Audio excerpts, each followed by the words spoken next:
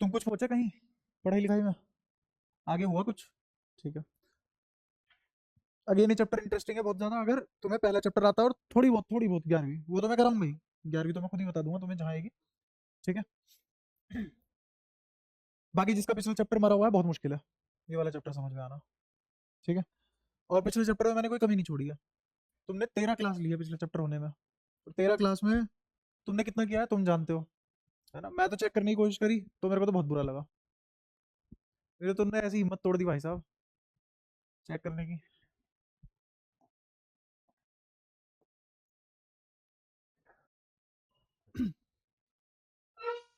11th class में एक theorem हुआ करती थी।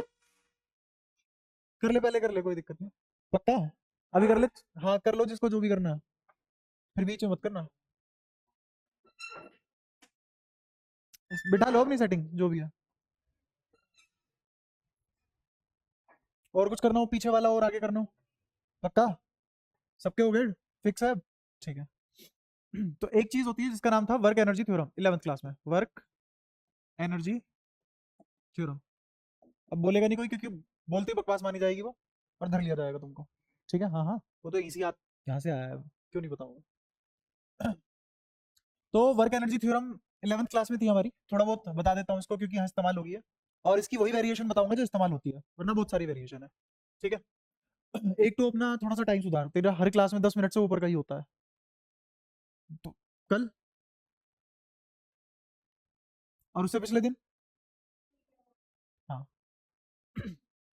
तो work energy theorem 11th class का एक पार्ट है, वो पढ़ा रहा हूँ मैं तुम्हें। वर्क एनर्जी थ्योरम क्या बोलती है कि work done by external force is equal to change in potential energy. ये यू क्या है? Potential energy. सब कुछ बहुत जमीन से उठा के बता रहा हूँ। और ये डेल्टा मतलब चेंज। तो work done by external force is equal to change in potential energy. ये क्या है? Work energy theorem. क्लियर? अच्छा। यहीं पे अगर एक और लहजे में लिखा जाए इसको तो ऐसे भी लिखा जाता है, work done by conservative forces is equal to negative of change in potential energy. ये सी एफ क्या लिखा हुआ है? Conservative force. Conservative force. कौन से फोर्स होते हैं कंजर्वेटिव? जिनसे किया गया वर्क डन पाथ पे डिपेंड नहीं करता। जिनसे किया गया वर्क डन पाथ पे डिपेंड नहीं करता। जैसे एक बॉल को यहां से घुमा के यहां गिरा लो या सीधा गिरा लो, कोई फर्क नहीं है, वर्क डन सेम होगा, work done bye MG same होगा। तुमने जो ऐसे ऐसे करके वर्क डन किया है वो सेम नहीं होगा, है ना।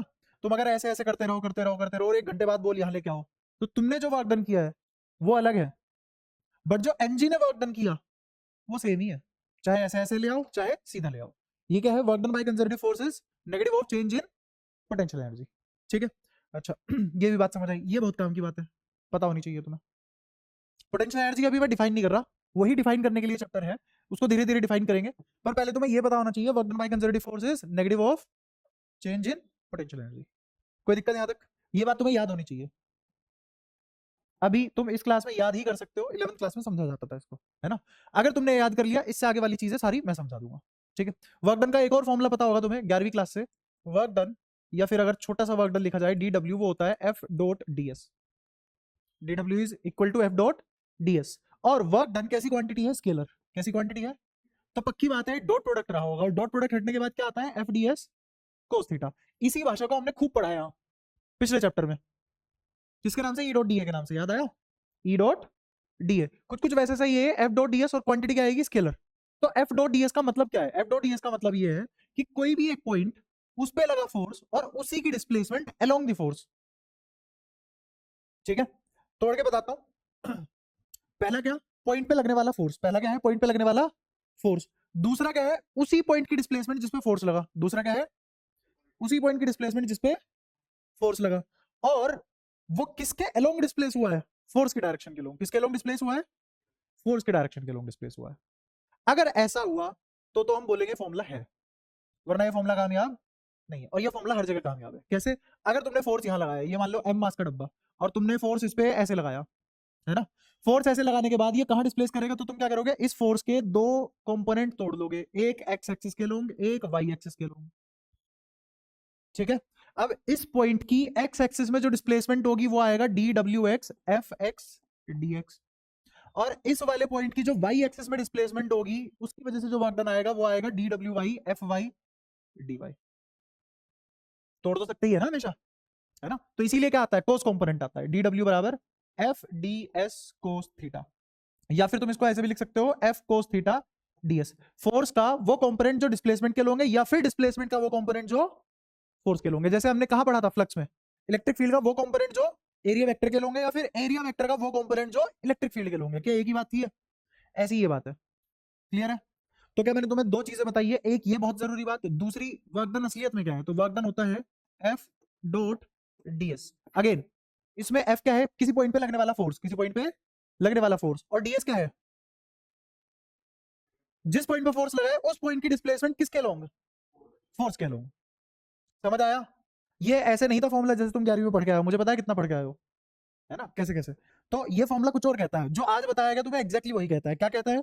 एफ, दोबारा याद होना चाहिए बहुत बढ़िया तरीके से, फोर्स किसी पॉइंट पे लग रहा है, और ds उस पॉइंट की डिस्प्लेसमेंट जिसपे फोर्स लगेगा, और किसके लोग, फोर्स के लोग। क्लियर हुई है? तो तीन बातें। तो इन तीन बातों के साथ ही अपना वर्क डन भी डिफाइन हो गया। वर्क डन कैसी क्वांटिटी है, स्केलर की वेक्टर।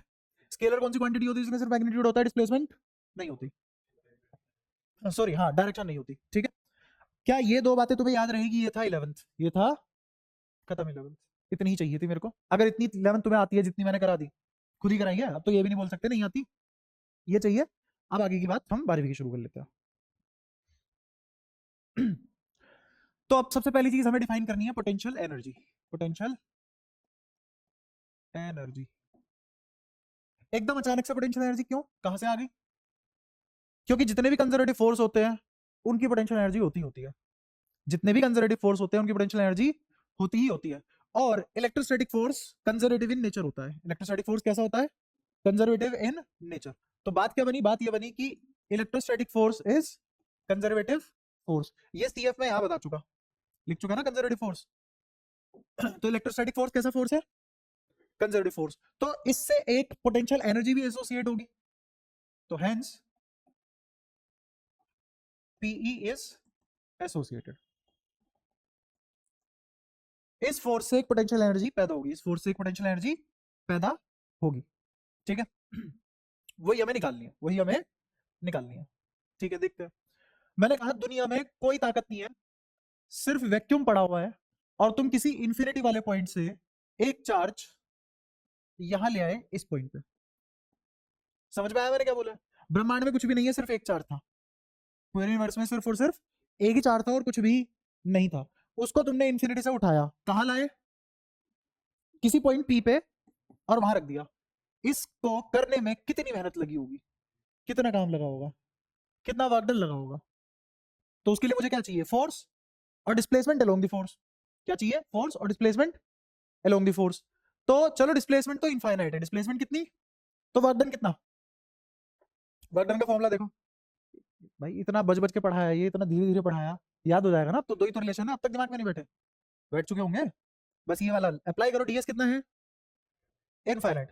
तो वर्क डन इनफाइनाइट नहीं होगा, क्योंकि फोर्स तो लगाया ही नहीं हमने। एक्चुअल में तुम किसके अगेंस्ट फोर्स लगा रहे हो ये भी तो देखो। मैं बिल्कुल वही बात कर रहा हूँ कि अगर ग्रेविटी खत्म कर दो, इस मार्कर को उठाने के लिए फोर्स की जरूरत है क्या? इसको मार्कर को उठाने के लिए, पकड़ने के लिए, मैंने जो पकड़ के रखा हुआ है, फ्रिक्शन लगा रही है मेरी उंगलियां इस पे, और मैंने दम लगा रखा है इस पे, पेन पे, क्यों लगाना पड़ रहा है? क्योंकि छोड़ दूंगा तो कहाँ जाएगा? ना जाए नीचे, तो मुझे यहाँ पकड़ने में फोर्स लगानी पड़ेगी? नहीं। मूव कराने में फोर्स लगानी पड़ेगी? नहीं। मतलब फोर्स किसी के, वर्क डन किसी के अगेंस्ट ही तो किया जाता है, वर्क डन किसी के अगेंस्ट ही तो किया जाता है। यहाँ पे मैंने क्या कहा था? सिर्फ और सिर्फ पूरे यूनिवर्स में कुछ भी नहीं है, चार्ज है, और तुम उसको यहाँ से यहाँ लेके आए, किसके अगेंस्ट वर्क डन किया है तुमने? किसी के अगेंस्ट ही नहीं, किसी के अगेंस्ट कोई वर्क डन नहीं किया। तो फोर्स कितना रिक्वायर्ड था भाई? नहीं रिक्वायर्ड नहीं थी कोई फोर्स की, कोई फोर्स लगा ही नहीं होगा यहाँ से यहाँ लाने में, कोई इशू यहाँ तक। तो इसका मतलब वर्क डन कितना? जीरो। तो एक और चीज तुम्हें थोड़ी सी समझ में आई कि वर्क डन जीरो है, वर्क डन जीरो है। किसने किया ये work done? By external agent. किसने किया? कौन थे वो? तुम थे, तुम ही तो लाए। तुम्हें नहीं पता क्या चल रहा है, पर तुम ले तो आए, मजदूरी तो बढ़िया कर लेते होंगे, वो भी नहीं कर पाते, वो भी मास्टरी कर लेगा, ठीक है। तो work done by external force zero. कोई दिक्कत यहां तक? क्यों जीरो, ये सबको समझ में आ रहा है?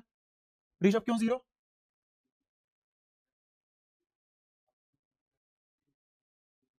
नहीं, हाँ हम तो लगा रहे हैं ना, मैं क्या लगा के लाया हूँ? ऐसे कंफ्यूज कर सकता हूँ मैं। अगर तुम ध्यान से सुन के और साथ साथ नहीं बोलोगे तो खो जाओगे। ठीक है। हाँ। किसके अगेंस्ट काम नहीं हो रहा, कोई है ही नहीं जिसके अगेंस्ट काम करो। वर्क डन करने की रिक्वायरमेंट तब आती है जब किसी के अगेंस्ट जाना पड़ता है ना। अगर तुम्हें ग्रेविटी फ्री एनवायरनमेंट में छोड़ दिया जाए तो तुम्हें अपना वजन उठाने के लिए भी कोई फोर्स नहीं लगाना पड़ेगा। अभी तुम्हें कूदने के लिए हवा में एक ताकत लगानी पड़ती है, ताकत कैसे लगाते हो वो? नीचे की तरफ उठ कहां जाते हो, ऊपर की तरफ, एक्शन रिएक्शन पेयर, है ना। बट तुम्हें अगर तुम 10 बार करना पड़ जाए सांस चढ़ेगी? 2-3 सेकंड में 10 बार करना पड़ जाए तो सांस चढ़ेगी, 5 सेकंड में भी 10 बार करना पड़ जाए तो सांस चढ़ेगी, मतलब थकोगे, मतलब कुछ कंज्यूम हुआ है। क्या है वो कंज्यूम? एनर्जी, मतलब work done. Work done consume हुआ, एनर्जी कंज्यूम हुई। ठीक है। किसके अगेंस्ट पर? ग्रेविटी के अगेंस्ट काम किया है तुमने। किसके अगेंस्ट? ग्रेविटी के अगेंस्ट। वहीं पे ये काम तुम कर ही नहीं सकते हो स्पेस में। स्पेस में ये काम नहीं कर सकते। अगर तुम्हें स्पेस में ले जाके छोड़ दे जहां वैक्यूम है, जहां कोई ग्रेविटी नहीं है, वहां कर ही नहीं सकते, तुम जंप ही नहीं कर सकते वहां पे। हाँ। नहीं नहीं, वो वहां पे कुछ है नहीं, किसी के अगेंस्ट काम नहीं कर रहा मैं। हाँ, वर्क डन जीरो आ जाएगा वहां पे। ठीक है। तो इसीलिए यहाँ पे वर्क डन जीरो है। समझ आया सबको? कोई भी परेशानी? ठीक है। अच्छा, अब इसी इंफिनिटी से दूसरा चार्ज अगर मैं लाया और यहां रख दिया, ये था Q1, ये था Q2, जब मैं ये चार्ज ला रहा हूं, क्या अब भी वर्क डन जीरो है? अब कुछ वर्क डन करना पड़ेगा? अब भी जीरो है वर्क डन, अब भी वर्क डन नहीं है। अब इसके अगेंस्ट काम करना पड़ेगा, इसका इलेक्ट्रिक फील्ड नहीं आ गया। इस चार्ज के पास दूसरा चार्ज लाओगे तो ये क्या करेगा? रिपेल। क्यों करेगा रिपेल? उसका भी रीजन दूंगा। अब तक हमने ये नहीं पढ़ा क्यों करते हैं लाइक चार्ज रिपेल, यहां वो भी पढ़ेंगे। तो जब ये वाला चार्ज तुम इसके पास लाओगे तो ये इसको रिपेल करेगा भाई। तो जब रिपेल करेगा तो तुम्हें किसी के अगेंस्ट काम करना पड़ रहा है। किसके अगेंस्ट काम करना पड़ रहा है? Electrostatic force. किसके अगेंस्ट काम करना पड़ रहा है? और इलेक्ट्रोस्टैटिक फोर्स कैसा फोर्स है? तो जो तुम काम कर रहे हो वो कहां जाएगा? इसलिए पोटेंशियल का जिक्र हुआ। अभी तक मैंने सिर्फ ये बताया पोटेंशियल का जिक्र क्यों हुआ यहां। समझ आया? अगेन, जब ये चार्ज ऑलरेडी था, दूसरा चार्ज लेके आए तो किसके अगेंस्ट काम किया? इलेक्ट्रोस्टैटिक फोर्स कैसा फोर्स है? Conservative force. और अगर कंजर्वेटिव फोर्स है तो इससे एक पोटेंशियल एनर्जी एसोसिएट होगी। किसके बराबर होगी? जो मैं वर्क डन करूंगा वही किसमें स्टोर हो जाएगा? माइनस डेल्टा के कह रहा हूं, sorry, minus delta U, minus delta U. ठीक है। और वही क्या है? Change in potential energy. यहां तक सारी बातें क्लियर है? अब वो निकालते हैं कैसे आएगी, है ना। ये चार्ज ऑलरेडी था यहाँ पे, ये लाने में तो कोई वर्क डन नहीं लगा। अब मैं कोई दूसरा चार्ज लेके आ रहा हूँ, कोई दूसरा चार्ज लेके आ रहा हूँ, Q2, क्या नाम है इसका? Q2। ठीक है। यहां से यहां लेके आया, अब फिर यहां से यहां लेके आ रहा हूं। मान लो इस पोजीशन को मैंने बोला आर फाइनल। क्या बोला? R final. और मेरे को कहां लेके आना है? यहां तक लेके आना है। कहां तक लेके आना है? तो ये वाली दूरी क्या कहलाएगी? आर। एक काम करो, इसको इनिशियल बोल दो क्योंकि इनिशियली तुम यहां थे, इसको बोल दो आर फाइनल। समझ में आया? पहले ये चार्ज कितनी दूर था? R initial. कहां तक लेके आए तुम? किसी आर फाइनल तक लेके आए। अगर मैं यहां से यहां तक का किया गया वर्क डन निकाल लूं, यहां से यहां तक का किया गया वर्क डन निकाल लूं, तो क्या पोटेंशियल एनर्जी आ जाएगी? बट उसमें भी शर्त है, उसमें भी मुझे काइनेटिक तो नहीं निकालनी, मुझे क्या निकालनी है? अगर जरा सी भी वेलोसिटी आई तो पोटेंशियल की जगह काइनेटिक भी आ जाएगी। अब मैं प्योरली काइनेटिक और पोटेंशियल नहीं निकाल पाऊंगा। मुझे क्या निकालना है? प्योरली पोटेंशियल एनर्जी निकालनी है, प्योरली। तो उसके लिए मुझे काइनेटिक को क्या करना पड़ेगा? और अगर काइनेटिक को जीरो करना है तो क्या करना होता है काइनेटिक को जीरो करने के लिए? मतलब वी को किसको अप्रोच करवा दो, मतलब प्रोसेस कैसा रखो? कितना स्लो? बहुत ज्यादा। दुनिया का सारा समय तुम्हारे पास होना चाहिए इस चार्ज को यहां से यहां लाने के लिए। क्या पता एक जन्म लग जाए। अगर इतनी धीरे लाओगे तो तुम क्या निकालोगे? सिर्फ और सिर्फ तुम किसका मेजर ले पाओगे? पोटेंशियल एनर्जी का। क्लियर है? यहां तक कोई परेशानी? तो हम कितना स्लोली ला रहे हैं? बहुत धीरे ला रहे हैं। तो किसी भी मोमेंट पे अगर तुम देखोगे, जैसे मान लो मैंने कहा कि किसी एक्स दूरी पे जाके, एक्स दूरी पे जाके एक डीएक्स एलिमेंट मान लो। क्या मान लो? कितनी है ये बीच की दूरी? इस Q2 चार्ज को डीएक्स चलाने में कितना समय लगेगा? वेलोसिटी कितनी है लगभग? तो टाइम कितना होगा लगभग? तो तुम्हें ऐसा नहीं लगेगा रेस्ट पे है? तुम्हें ऐसा नहीं लगेगा कि ये जैसे रेस्ट पे है? ठीक है। अगर तुम्हें ऐसा लगेगा कि ये रेस्ट पे है तो ध्यान से सुनना, इस डायरेक्शन में क्या लग रहा है? इस पे, इस चार्ज पे, इस डायरेक्शन में क्या लग रहा है? Electrostatic force. और इधर क्या लग रहा है? जो तुम फोर्स लगा रहे हो वो। और कोई भी बंदा किसी टी मोमेंट पे इसे देखेगा, उसे तो रेस्ट पे नजर आएगा क्योंकि तुम तो बहुत धीरे चला रहे हो इसको। तो इसका मतलब मैग्नीट्यूड वाइज हर पॉइंट पे क्या एफ इलेक्ट्रोस्टैटिक और एफ इलेक्ट्रिक बराबर आएंगे, इलेक्ट्रोस्टैटिक और एक्सटर्नल बराबर आएंगे। ये किस पॉइंट की बात हो रही है, इस पॉइंट की या हर पॉइंट की?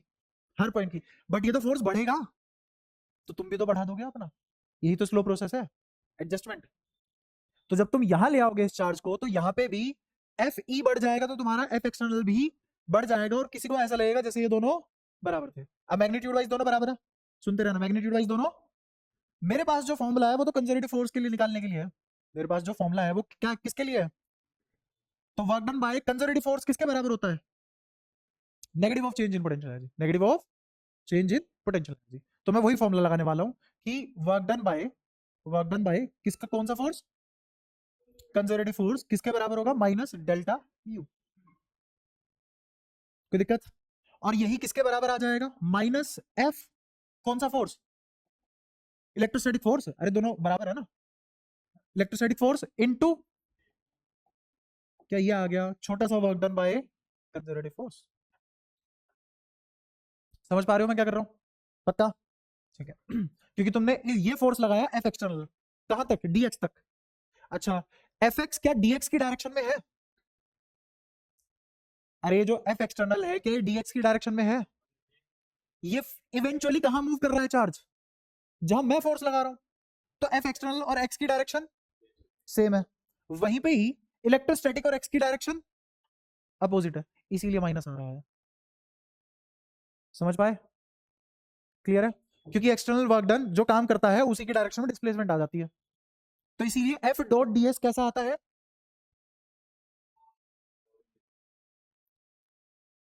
ये वाला नशा बॉलीवुड को बेचना है, बहुत पैसा मिलेगा। हाँ, एफ डॉट डीएक्स, और एफ कौन सा? एक्सटर्नल वाला। तो जहां एक्सटर्नल फोर्स होता है वही डिस्प्लेसमेंट होती है, तो एफ और डीएक्स दोनों सेम डायरेक्शन में, तो साइन कैसा आएगा? पॉजिटिव। इसीलिए work done by external force is positive of delta U. आ रहा है कुछ कुछ समझ? और इसीलिए डी डब्ल्यू किसके द्वारा? कंजर्वेटिव फोर्स के द्वारा माइनस डेल्टा यू आता है। तुम्हें समझ भी आ रहा है प्लस माइनस का खेल? ठीक है। अगर मैं ईपी लिख देता कि छोटा सा work done by external agent, कितना आ जाता वो?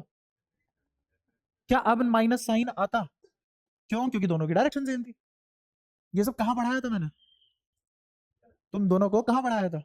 कहां, किस जगह पे? शुरुआत यहीं से हुई थी, जब हम एमजी के थ्रू वर्क डन निकाल रहे थे, और वहां एमजीएच और माइनस एमजीएच कब आता है कब नहीं आता ये सीखा था, बाकी को तो मुझे पता भी नहीं। हाँ, बस वहां पे एमजी था, यहाँ क्या है? इलेक्ट्रोस्टैटिक, दोनों ही कंजर्वेटिव इन नेचर है, ग्रेविटेशनल फोर्स भी और इलेक्ट्रोस्टैटिक फोर्स भी। ठीक है। ठीक है। अब मैं यूज करने वाला हूँ ये वाला फॉर्मूला, क्यों? क्योंकि मुझे ये तो फोर्स पता ही नहीं, ये तो मैं लगा रहा हूँ, मुझे थोड़ी ना पता है, मेजर थोड़ी ना कर सकता हूँ मैं, मुझे महसूस ही तो हो सकता है ज्यादा लगा रहा हूँ कम लगा रहा हूँ, मैं इसको क्वांटिफाई, तो कौन से वाला यूज करना चाहिए मुझे? ये वाला यूज करना चाहिए, क्योंकि ये मैंने क्वांटिफाई किया हुआ है। कहाँ किया? पिछले चैप्टर में। कितना होता है K Q one Q two by R square? क्या सबको समझ आ रहा है? ठीक है, तो बताओ इस एक्सप्रेशन में क्या लिखूं मैं? यहां लिख रहा हूं D W by conservative force किसके बराबर? माइनस एफ ई का इंटीग्रेशन, इधर भी इंटीग्रेशन, है ना? सबको समझ आ रहा है? ठीक है। इंटीग्रेशन इसका कहां से कहां तक, फोर्स कहां से कहां तक लगा रहे हो तुम, कहां से कहां ला रहे हो तुम इसको? से आर फाइनल, आर इनिशियल से आर फाइनल। कोई दिक्कत? अच्छा, बहुत सारे छोटे छोटे वर्क डन जोड़ दूं तो क्या आ जाएगा? नेट वर्क डन आ जाएगा, नेट वर्क डन किसके थ्रू? कंजर्वेटिव फोर्स के थ्रू। नेट वर्क डन आ जाएगा कंजर्वेटिव फोर्स के थ्रू। अच्छा, और ये F electrostatic K Q one Q two by R square, R कितना है यहाँ? एक्स, एक्स, एक्स, मैंने कहा है ना एक्स पे जाके डीएक्स एलिमेंट, अभी किस पोजीशन पे हो? एक्स पे। तो क्या लिखोगे? इन दोनों के बीच में क्या फोर्स लग रहा है फिलहाल इस moment? Q two by H square. तो नीचे क्या आएगा? अच्छा, K Q one Q two constant है, भाई चार्ज का मैग्नीट्यूड थोड़ा बदलता है जो एक बार है, और ये तो है ही कांस्टेंट, तो क्या सब इंटीग्रेशन से बाहर आ जाएगा? तो इंटीग्रेशन किसके ऊपर लगेगा? One upon X square DX. कोई दिक्कत? कहां से कहां तक? आर आई से लेके आर फाइनल तक। ठीक है, और एक माइनस ये रहा, यहां तक कोई भी दिक्कत? पक्का? सारी बातें क्लियर है? ठीक है। कर दो इसको इंटीग्रेट, 1/x² का इंटीग्रेशन -1/x, है ना। कौन सा फॉर्मूला लगाया, x to the power n का integration x to the power n+1 upon में n+1। एक ही चीज भाई साहब बार बार सीखते रहोगे क्या। डाले यहाँ x की वैल्यू -2, कितने डालोगे, क्यों, क्योंकि इसको ऊपर ले जाओगे तो क्या लिखोगे, x की पावर -2, तो n कितना है, रखो यहाँ x की पावर -2 + 1 तो कितना आया, x की पावर -1 जो कितना होता है 1/x, नीचे कितना है -2 + 1 जो कितना होता है -1, तो आ गया ना -1/x, लिख दो -1/x, तो ये आ गया -k(q1q2) और अंदर -1/, सारी बातें क्लियर, माइनस माइनस प्लस, और लिमिट कहां से कहां तक, इनिशियल फाइनल। क्या मैं इसको लिख सकता हूं k(q1q2) अंदर क्या बचेगा, पहले क्या रखोगे अपर लिमिट, फिर नीचे लोअर लिमिट, और ये माइनस से माइनस कट चुके थे, कोई दिक्कत, सारी बातें क्लियर है। इसको जब मैं ओपन करूंगा तो क्या लिखा जाएगा, k(q1q2) by r final minus k(q1q2) upon में r इनिशियल, सारी बातें क्लियर है। अच्छा ये क्या लिखा हुआ है, u फाइनल, ये क्या लिखा हुआ है, u इनिशियल, क्या इसी को बोलते हैं डेल्टा यू। क्या सारी बातें घूम फिर के वहीं आ गई जहां से शुरू की थी, कोई दिक्कत। अगर कॉन्सेप्ट बहुत ज्यादा मजबूत हो तो फिजिकली भी चीजों को समझा जा सकता है, ऐसे मैथ्स को रटने की जरूरत नहीं है, इसको एक एक चीज एक एक स्टेप मैंने तुम्हें फिजिकली बताया क्या हो रहा है, क्या किसे, कुछ तो, हाँ बता बता, मैं समझ नहीं पाया ना, तूने पूछा क्या, पता, ठीक है भाई। तो ये क्या लिखा हुआ है, u final minus u initial बराबर डेल्टा यू। अब तुम्हारा एक सवाल होना चाहिए था कि work done by conservative force तो माइनस ऑफ डेल्टा यू आना चाहिए था, ये तो प्लस आ गया। अब मैं कह रहा हूँ वो माइनस ये तुम्हें नहीं पता लग रहा, वो माइनस ये तुम्हें नहीं पता लग रहा, प्रूफ करूं, आओ मेरे को बताओ, यहाँ का आर बड़ा है या यहाँ का आर, आर फाइनल बड़ा है या आर इनिशियल बड़ा है, आर इनिशियल बड़ा है, आर फाइनल छोटा है, ये समझ में आ रहा है। अच्छा जब यहाँ होगे ज्यादा बड़ा फोर्स नहीं लगेगा, और जब यहाँ होगे ज्यादा कम फोर्स लगेगा, क्लियर है। अब देख लो वहां पे फाइनल और इनिशियल में कौन सी पोटेंशियल बड़ी है, कौन सी पोटेंशियल छोटी है, बड़ी में छोटी वैल्यू घट रही है यहाँ पे, या छोटी में से बड़ी घट रही है, तो जब तुम इस सबको समझोगे तो यहाँ पे पता लगेगा छोटी में से बड़ी वैल्यू घट रही है, ठीक है। अच्छा ये जो भी सिस्टम, जो भी मेरी पोटेंशियल एनर्जी आई है, डेल्टा यू जो आया, ये डेल्टा यू कहां से आया, अगेन एक और सवाल जिसका तुम्हें जवाब पता होना चाहिए क्योंकि मैं बता चुका हूं, डेल्टा यू कहां से आया, भाई हमने छाती ठोक के वर्क डन करा है, किसने करा है ये सारा वर्क डन, इसने इसने फोर्स किसने लगाया, डिस्प्लेसमेंट भी किसके हिसाब से हुई, इसके हिसाब से हुई, तो वर्क डन किसने करा, इसने, वही किसकी फॉर्म में स्टोर हो रहा है, पोटेंशियल एनर्जी। और यही मैंने कहा था कि जो भी मैं वर्क डन करूंगा, जो भी मैं वर्क डन करूंगा वो कहां जाएगा, पोटेंशियल एनर्जी। तो अगेन क्या यहां से फिर से प्रूफ हो गया कि work done by external force is positive delta U, clear है, और work done bye is, clear है।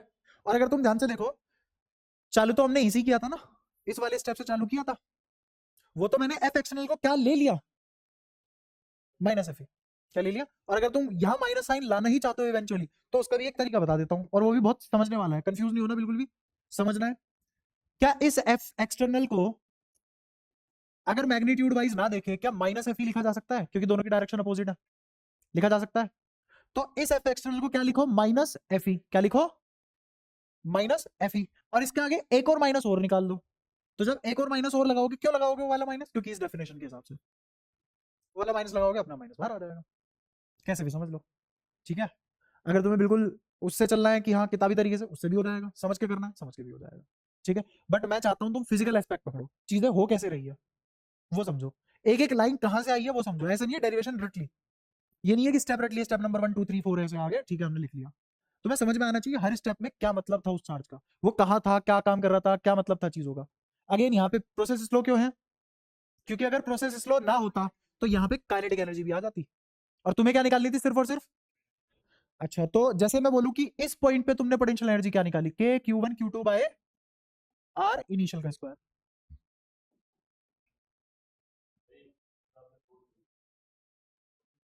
स्क्वायर हटा दो ना, ठीक है। और इस पॉइंट पे क्या लिखी जाएगी पोटेंशियल एनर्जी, के Q1 Q2 bye are final, final, ठीक है, कोई दिक्कत। तो इस वाली स्लाइड से क्या तुम ये सीख पाए, बस इतना सा सीख पाए हो क्या, कि मेरा पोटेंशियल एनर्जी का फॉर्मूला के Q1 Q2 बाय आर आ चुका, और यूनिट क्या है इसकी, जूल। क्या सारी बातें क्लियर है। हमने एक फॉर्मूला निकाल लिया किसका, पोटेंशियल एनर्जी का, बट डिफाइन अभी भी नहीं करी हमने पोटेंशियल एनर्जी, अभी भी पोटेंशियल एनर्जी डिफाइन नहीं हुई, क्लियर है। और ये जो फॉर्मूला है ये रेफरेंस बेस्ड है, ये कैसा है, रेफरेंस बेस्ड। अभी समझाता हूँ रेफरेंस बेस का मतलब क्या है। पहले तुम समझो कि पोटेंशियल एनर्जी को डिफाइन कैसे करते हैं, व्हाट इज पोटेंशियल एनर्जी। हमने फॉर्मूला निकाल लिया, क्वांटिफाई कर लिया पोटेंशियल एनर्जी को, मेजर कर लिया, ठीक है। वो मेजर करने के बाद वो ये भी तो पूछेगा ना व्हाट इट इज, है क्या असलियत में। तो पोटेंशियल एनर्जी वो एनर्जी होती है, या फिर ऐसा बोलो तुम कि एक्सटर्नल एजेंट जो भी काम करता है सिस्टम को बनाने के लिए, एक्सटर्नल एजेंट जो भी काम करता है किसको बनाने के लिए, सिस्टम को बनाने के लिए। क्योंकि पोटेंशियल एनर्जी किसकी होती है, चार्ज की पोटेंशियल एनर्जी है किसकी है, मेरी है, चार्ज की है किसकी है, सिस्टम की है। पोटेंशियल एनर्जी, हाँ पोटेंशियल एनर्जी हमेशा सिस्टम की होती है, ना मेरी होती ना। जैसे एक बहुत ही बढ़िया एग्जांपल दे सकता हूं, जब तुम जंप करते हो नीचे आते हो, है ना, क्यों नीचे आते हो, क्योंकि नीचे पोटेंशियल एनर्जी कम है, तुम ज्यादा पोटेंशियल एनर्जी पे चले गए थे, है ना। और चीजें हमेशा हायर पोटेंशियल से लोअर पोटेंशियल की तरफ आती है, तो इसीलिए तुम नीचे आ गए वापस, ठीक है, बहुत आसान बात। अच्छा जब तुम उछले, तो जब तुम किसी एच हाइट पे चले गए तो तुम्हारी पोटेंशियल एनर्जी लिखी गई mgh, क्या लिखी गई, mgh, 11वीं में तुम्हें याद होगा mgh लिखते थे, ठीक है। तो अब तुम्हारी अगर mgh पोटेंशियल एनर्जी है, फिलहाल कितनी एनर्जी है, mgh पोटेंशियल एनर्जी है, तो वो तुम्हारी है, अर्थ की है, या तुमने अब जो सिस्टम बनाया उसकी है, पूरे सिस्टम की है, अर्थ प्लस यू। अगर अर्थ ना होती तो ये पॉसिबल नहीं होता, कोई mgh नाम की चीज ना होती, और तुम अर्थ में ही रहते हो, चलते ना तो भी, तब भी खत्म थी, तब भी कोई mgh नहीं आता। mgh आया कब, जब सिस्टम बना। तो हमेशा पोटेंशियल एनर्जी किसकी लिखी जाती है, किसी एक पार्टिकल की, सिस्टम किसी एक पार्टिकल की पोटेंशियल एनर्जी डिफाइन नहीं होती, किसकी डिफाइन होती है। तो कुछ कुछ बातें हैं पोटेंशियल एनर्जी के बारे में लिखनी चाहिए हमें, कौन कौन सी potential energy is define for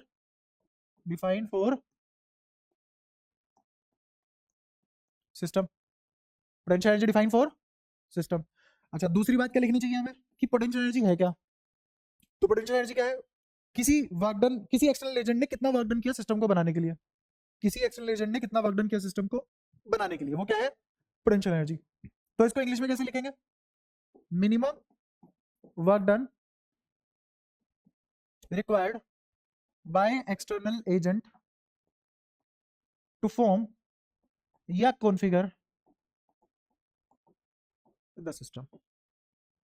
ये एक ऐसी डेफिनेशन है जिसमें बोर्ड में तो कभी नंबर कटेंगे नहीं तुम्हारे, है ना। एक मैं वो भी लिखवाऊंगा जो तुम्हें बोर्ड में लिखनी है, एक वो वाली डेफिनेशन भी लिखूंगा, बट उसका कोई खास मतलब है नहीं, वो कोई मतलब ऐसे नहीं है, रिफाइंड डेफिनेशन नहीं है। ये ऐसी डेफिनेशन है हर जगह काम आएगी, बिल्कुल साइंटिफिक।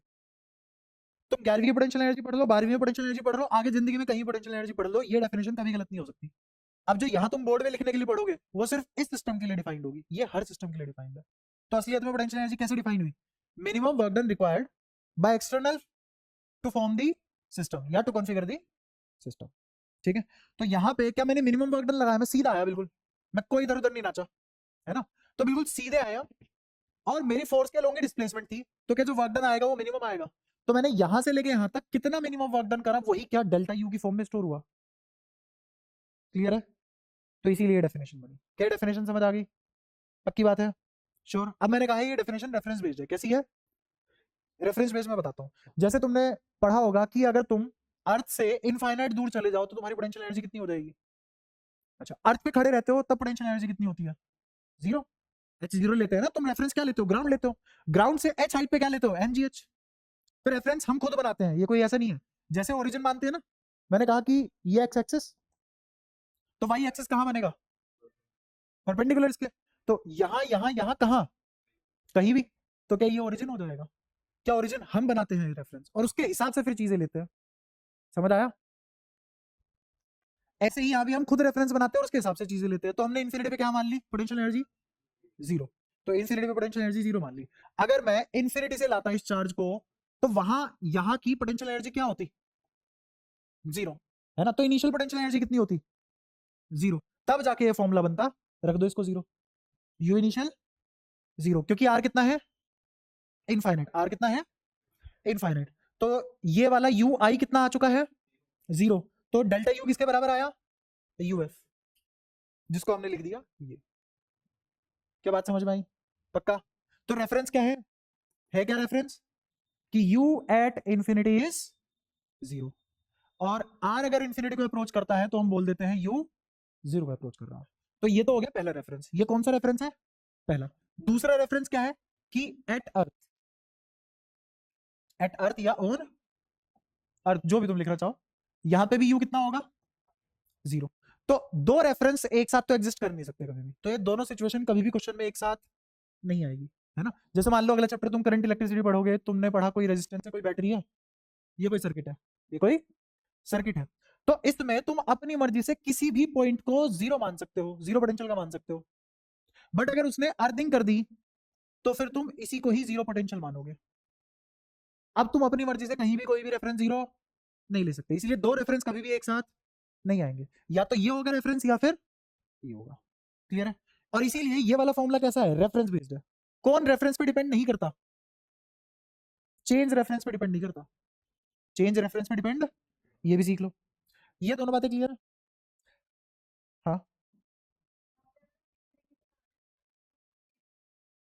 हाँ, तो यू इनिशियल उस केस में इन्फिनिटी से लाने पे 0 हो जाएगा, और फाइनल कितना हो जाएगा? के Q1 Q2 bye are final.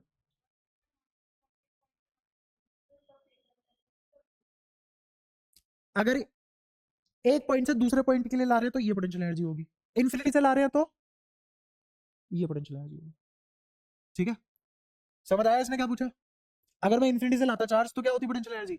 ये, क्योंकि इन्फिनिटी पे 0 हो जाती, तो you final minus you initial में यू इनिशियल 0 हो जाता। ठीक है? अब मैंने कहा कि चेंज रेफरेंस पे डिपेंड नहीं करता, change does not depend on reference. इस बात को समझो कैसे? ये जमीन, एमजीएच वाला फॉर्मूला सब आता है, ठीक है? ये जमीन है, बताओ यहाँ पे पोटेंशियल एनर्जी कितनी मानूं? जो तुम बोलोगे वो मान लूंगा। एमजीएच माननी है, 2 एमजीएच माननी है, 3 एमजीएच माननी है, क्या माननी है? 0 मान लिया। तो एच हाइट पे अगर मैं इस बॉल को किसी एच हाइट पे ले जाऊं तो इस पॉइंट पे क्या लिखी जाएगी potential energy? M G H. अगर मैं यहां रेफरेंस पे मान लो 3 mgh मान लेता, कितनी मान लेता? तो यहां कितनी लिखी जाती पोटेंशियल एनर्जी? 4 mgh। कितनी लिखी जाती भाई? जब 0 से h हाइट पे लेके गए तो तुमने कहा mgh, तो 3 mgh से लिखते तो कितनी आती? 4 mgh।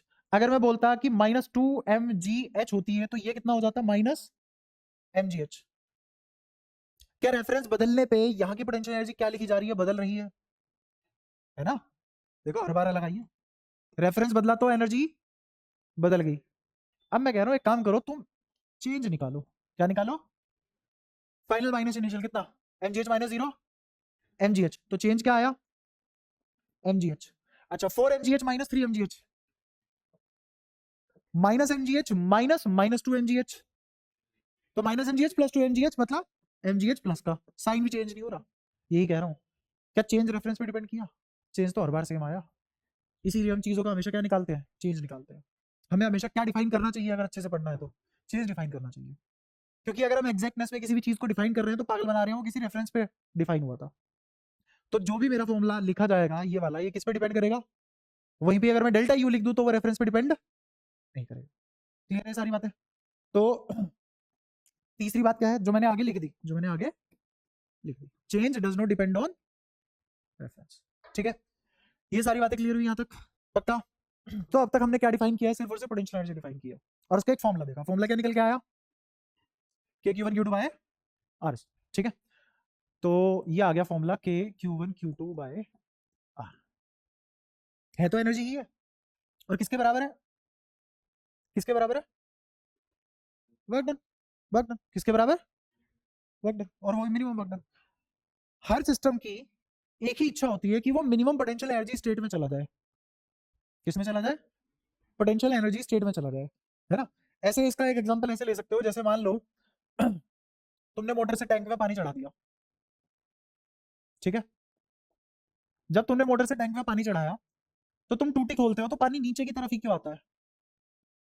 या फिर अगर मैं ये मार्कर गिरा दूं तो ये मार्कर सीधा चल के क्यों आएगा? ये मार्कर ऐसे चल के क्यों नहीं आएगा? इस मार्कर को गिराओ, ये हमेशा सीधा क्यों नीचे गिरेगा?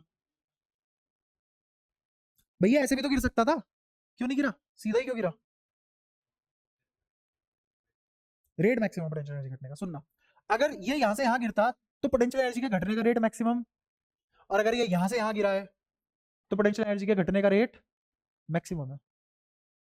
पहली बात क्या है कि हर सिस्टम अपनी मिनिमम पोटेंशियल एनर्जी स्टेट में जाना चाहता है, इसीलिए इस मार्कर को किसी हाइट पे ले जाके छोड़ दोगे तो अपनी मर्जी से कहां कौन सी एनर्जी के पास जाना चाहेगा, जीरो, जो हमने सरफेस पे डिफाइन किया। ठीक है, तो कोई भी सिस्टम अपनी मिनिमम पोटेंशियल एनर्जी स्टेट में रहना चाहता है और नहीं है तो आना चाहता है। बोल दोगे बात? हाँ, आना चाहता है। ठीक है, ये बात और किसी को शायद समझ में नहीं आई। ठीक है, दूसरी बात कि किस रास्ते से कोई भी पार्टिकल आएगा तो वो रास्ता कैसे पता लगेगा। हमेशा पार्टिकल वो रास्ता चुनता है जिस रास्ते पे चलने से उसकी पोटेंशियल एनर्जी का रेट मैक्सिमम रेट से घटता है, पोटेंशियल एनर्जी मैक्सिमम रेट से घटती है। ठीक है, तो कौन सा रास्ता चुना जाएगा? वो रास्ता, स्ट्रेट लाइन, वो रास्ता, हाँ, जहां जिस रास्ते पे चल के पोटेंशियल एनर्जी मैक्सिमम रेट से घटे, जिस रास्ते पे चल के पोटेंशियल एनर्जी मैक्सिमम रेट से घटे। कोई स्प्रिंग खींचा मैंने और वो स्प्रिंग वापस सीधा आता है नेचुरल लेंथ की तरफ, वो नेचुरल लेंथ की तरफ झूलता हुआ नहीं आता, क्यों? क्योंकि ऐसा करने से ही वो अपनी एनर्जी मैक्सिमम रेट से घटा पाएगा। ठीक है, तो दुनिया में हर सिस्टम क्या अचीव करना चाहता है? अपनी मिनिमम, जिसको तुम केमिस्ट्री में स्टेबिलिटी स्टेबिलिटी पढ़ते हो, जो तुम्हें आज तक समझ नहीं आ रही कि साला पता नहीं कौन कैसे स्टेबल हो जा रहा है, किसी का स्टेबिलिटी दूसरे की स्टेबिलिटी है। ठीक है, मैं तुमसे एक और सवाल पूछ सकता हूं कि ये H प्लस Cl माइनस है, ये हमने डायपोल के नाम पे पढ़ा था, यही तो है डायपोल, है ना? और एक हमने पढ़ा था सिंपल एटम। इस एटम की वजह से इलेक्ट्रिक फील्ड क्या होगा? इसकी वजह से इलेक्ट्रिक फील्ड, है ना? अगर H अकेला एग्जिस्ट करता है तो इलेक्ट्रिक फील्ड कितना होता है उसकी वजह से? अगर Cl अकेला एग्जिस्ट करता है उसकी वजह से इलेक्ट्रिक फील्ड क्या होता? समझ आया? यहां तक कोई परेशानी? तो फिर ये ऐसे एग्जिस्ट क्यों कर रहे हैं? ये H और Cl अलग अलग एग्जिस्ट क्यों नहीं कर रहे? ये इस फॉर्म में एग्जिस्ट क्यों कर रहे हैं? क्योंकि अगर ये अलग अलग एग्जिस्ट करते हैं इनकी पोटेंशियल एनर्जी हाई होती, अगर ऐसे एग्जिस्ट करेंगे तो इनकी पोटेंशियल एनर्जी मिनिमम होगी, इसलिए इस स्टेट में एग्जिस्ट करता है, इसीलिए बॉन्ड बना लेता है।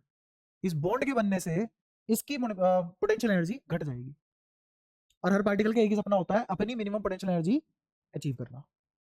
ठीक है, के बाद में बहुत अच्छे से तुम्हारे पल्ले पड़वा चुका हूँ। कोई भी सिस्टम का सपना क्या होता है कि वो कौन सी, हाँ, वो उसकी बेस्ट पॉसिबल स्टेट है, वो उसकी बेस्ट पॉसिबल स्टेट है। जैसे मैं यहाँ खड़ा हूँ, जब तक कोई मेरे नीचे आग नहीं लगा देगा मैं ना फुदकूंगा, ना मेरे को कुछ दिक्कत होगी, ना मैं भागूंगा। और अगर मेरे को चैम्बर में बंद करके मेरे में आग लगा दी जाए तो मैं तब जलूंगा, तब तक नहीं जलूंगा जब तक ऐसा नहीं हो रहा। क्यों? क्योंकि अभी खुद से मेरे शरीर में एक एक सेल, एक एक पार्टिकल, एक एक मॉलिक्यूल, एक एक एपिथेलियल अपने मिनिमम पोटेंशियल एनर्जी स्टेट में है। आग लगा दोगे तो वो एनर्जी बढ़ेगी और काइनेटिक में कन्वर्ट होनी शुरू हो जाएगी और मैं डिसइंटीग्रेट होना शुरू हो जाऊंगा। तभी तो जलने के बाद शरीर नहीं मिलता। ठीक है, तो ऐसा नहीं है जो मैंने तुम्हें आज फंडा पढ़ाया ये सिर्फ इस चैप्टर के लिए, ये फंडा हर जगह वैलिड है यूनिवर्स के बारे में। हाँ, क्या? हाँ, हाँ, हाँ, फ्रीली घूम रहा था ना बहुत ज्यादा, ये तब तक घूमता रहेगा ना जब तक काइनेटिक होगी। और वो काइनेटिक कहाँ से आई होगी? पोटेंशियल से तो कन्वर्ट हुई होगी, है ना? झपट रहा है, तीर मिला रहा है। जैसे तुम अभी क्यों मेहनत कर रहे हो? क्योंकि तुम्हें क्या चाहिए बाद में? स्टेबिलिटी। अरे पैसे, पैसे क्यों कमाने हैं? क्या होना चाहते हो पैसा कमा के? स्टेबल होना चाहते हो, है ना? तुम चाहते हो हमें बर्तन ना उठाने पड़े हर दूसरे महीने, किराए पे ना रहना पड़े, खुद का मकान हो जाए। क्या है खुद का मकान लेने का मतलब? कि तुम जहां पड़े हो पूरी जिंदगी वहीं पड़े रहो, फिर कोई छेड़े ना। तो क्या है वो भी? और ज्यादा प्रूफ करूं इससे कि हर सिस्टम अपनी मिनिमम पोटेंशियल एनर्जी स्टेट में ही आना चाहता है, irrelevant, living, non living, particle, even the entire universe, फर्क नहीं पड़ता। माइक्रो मैक्रो, हर सिस्टम अपनी मिनिमम पोटेंशियल एनर्जी स्टेट में जाना चाहता है। ठीक है, ये बात होगी क्लियर? अच्छा, तो मेरे पास ये फॉर्मूला है, दिख रहा है तुम्हें? ये जो दोनों चार्ज है Q1 Q2 ये साइन के साथ रखे जाएंगे, विद साइन। ये कैसे रखे जाएंगे? With sign. मैंने कहा कि अगर मैंने दोनों चार्ज प्लस ले लिए, दोनों चार्ज प्लस ले लिए, Q1 भी कैसा ले लिया और Q2 भी कैसा ले लिया? दोनों सेम साइन के हो गए। अगर दोनों चार्ज का साइन सेम है तो मेरा यू किससे बड़ा आएगा? ठीक है। अच्छा, अगर मेरे को यू घटाना हुआ तो आर के साथ क्या करना पड़ेगा? आर को, और हर सिस्टम का सपना होता है कि वो अपनी एनर्जी घटा के मिनिमम एनर्जी स्टेट में जाए। तो ये सिस्टम खुद से क्या चाहेगा कि आर बढ़ जाए या घट जाए। हेंस अगर दो पॉजिटिव चार्ज को पास में रखोगे तो भाग जाएंगे। That's why electrostatic force is repulsive between like charges. हो गया प्रूफ? ठीक है। दूसरा, अगर मैं दोनों नेगेटिव ले लेता तो देखो minus Q one minus Q two overall फिर से यू प्लस, और यू घटेगा कब? जब आर बढ़ेगा। तो अगर दो नेगेटिव चार्ज को साथ में रखोगे तो उनकी बेस्ट कॉन्फ़िगरेशन क्या है कि वो भाग जाए। बेस्ट कॉन्फ़िगरेशन मतलब you minimum state. Best configuration मतलब यू मिनिमम स्टेट। क्लियर है? तो हमने क्या प्रूफ किया है अभी? Like charges.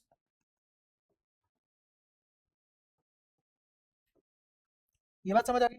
ठीक है। अब अगर मैं दोनों को अलग अलग रख देता, Q1 रख देता मैं पॉजिटिव, Q2 रख देता नेगेटिव, तो इस फॉर्मूले में साइन के साथ रखो। अब U कैसा आ गया? नेगेटिव। तो U 0 से छोटा है मतलब नेगेटिव है। अब मेरे को ये बताओ, -10 -20 कौन बड़ा? -10 बड़ा है। तो -20 तो घट गया ना, और क्लियर है?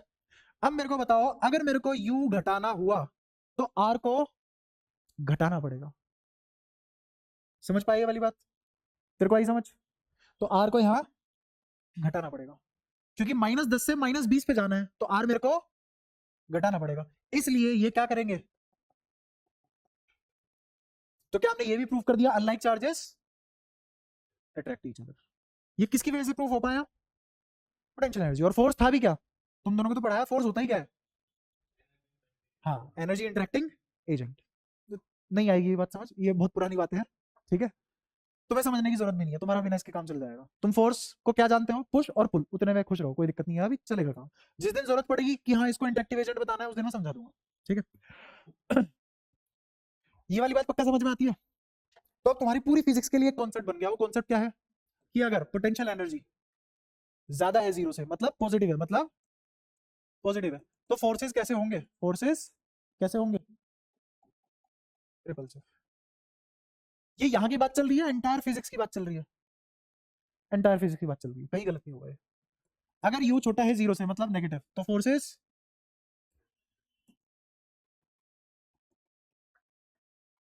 क्लियर है? पक्का? अच्छा, यहाँ पे अट्रैक्टिव और रिपल्सिव दोनों तरीके की फोर्स है। अट्रैक्टिव भी है फोर्स और रिपल्सिव भी है। क्या रीजन हो सकता है कि यहाँ पे दो तरीके का फोर्स है? यहाँ पे दो तरीके की पोटेंशियल एनर्जी है मेरे पास। पोटेंशियल एनर्जी नेगेटिव भी हो सकती है, पॉजिटिव भी हो सकती है। क्यों? क्योंकि चार्ज दो टाइप के हैं। क्योंकि चार्ज दो टाइप के हैं, दो नेचर के हैं।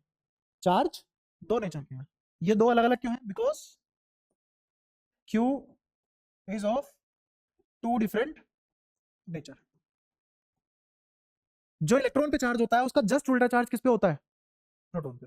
तो दो अलग अलग नेचर के चार्ज होने की वजह से दो अलग अलग नेचर की पोटेंशियल एनर्जी अपने पास है। क्लियर है ये वाली बात? वहीं पे ही अगर तुमने ग्रेविटेशनल पोटेंशियल एनर्जी पढ़ी हो तो वो G m1 m2 bye R के बराबर आती है, और हमेशा कैसी होती है? Always negative. Gravitational potential energy कभी भी प्लस नहीं आ सकती। लेकिन वहीं पे electrostatic potential energy, electrostatic potential energy plus भी हो सकती है और माइनस भी हो सकती है, बट ये हमेशा ही प्लस होगी, सॉरी माइनस होगी। और माइनस का मतलब क्या है? इसीलिए दो मास हमेशा अट्रैक्ट करते हैं। इसीलिए दो मास हमेशा। अब तुम्हारे दिमाग में एक और क्वेश्चन ये आ सकता है कि यहाँ पे सेम नेचर के चार्ज थे तो रिपल्शन आया। यहाँ पे सेम नेचर के मास है, मास तो दोनों पॉजिटिव ही है, तो ये नेगेटिव क्या कर रहा है फिर?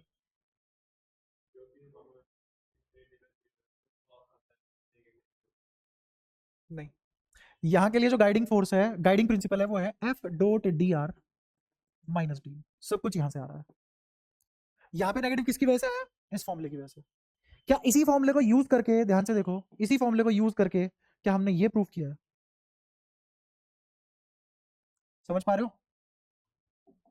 तो इसी फॉर्मूले से ये अपने आप आया नेगेटिव, मैंने अपने घर से नहीं लगाया, इसको इस्तेमाल किया ग्रेविटी वाले चैप्टर में, ग्रेविटी वाले फॉर्मूले इस्तेमाल करे तो ये अपने आप आया।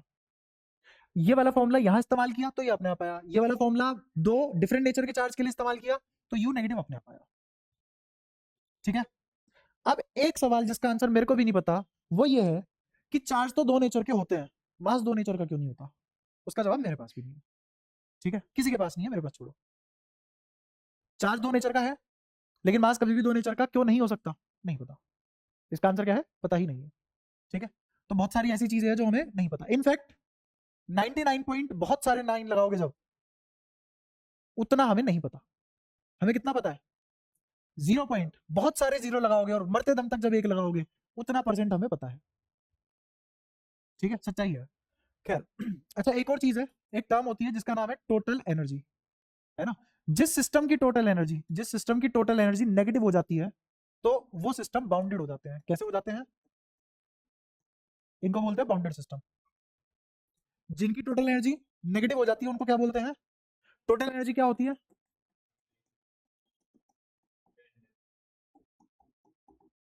अगर ये नेगेटिव आती है, अगर ये नेगेटिव आ जाती है तो इसका मतलब सिस्टम कैसा था? बाउंडेड सिस्टम था। और इसी एनर्जी को उस दिन हम क्या बोल देंगे? यही टोटल एनर्जी क्या कहलाएगी उस दिन? Binding energy. बाइंडिंग। क्या हर टोटल एनर्जी बाइंडिंग एनर्जी होगी? नहीं। कब होगी?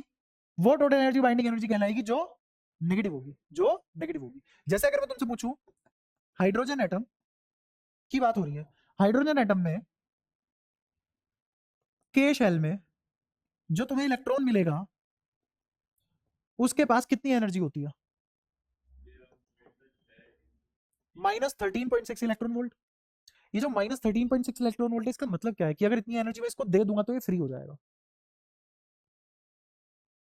अगर मैं इतनी एनर्जी इसको दे दूंगा तो ये फ्री होने का मतलब पहले बाउंड था? हाँ था।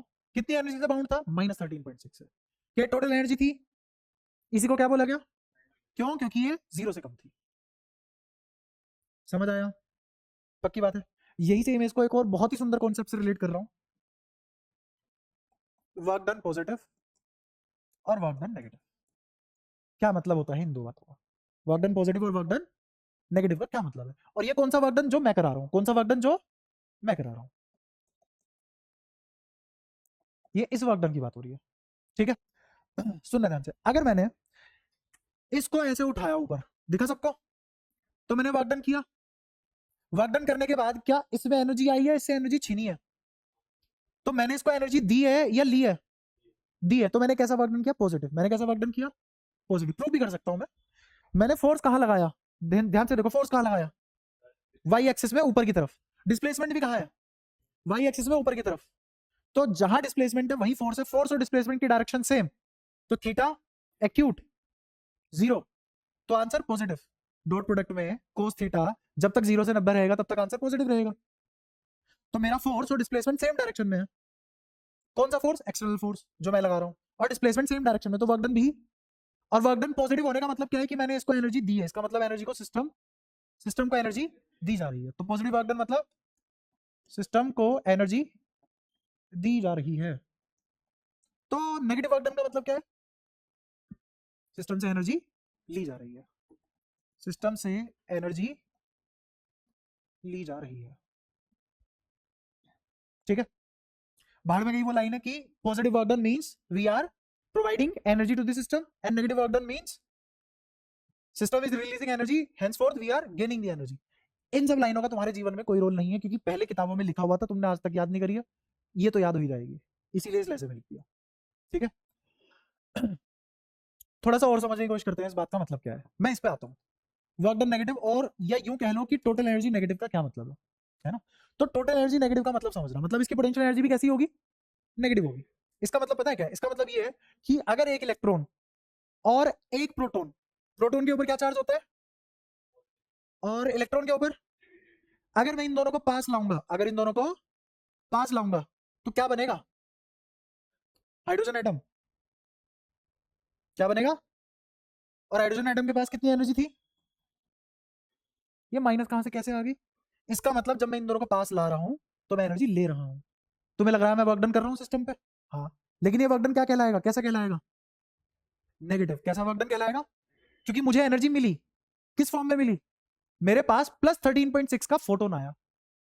प्लस 13.6 इलेक्ट्रॉन वोल्ट एनर्जी का फोटोन मिला मुझे। तो अब सिस्टम के पास पहले कितनी एनर्जी थी?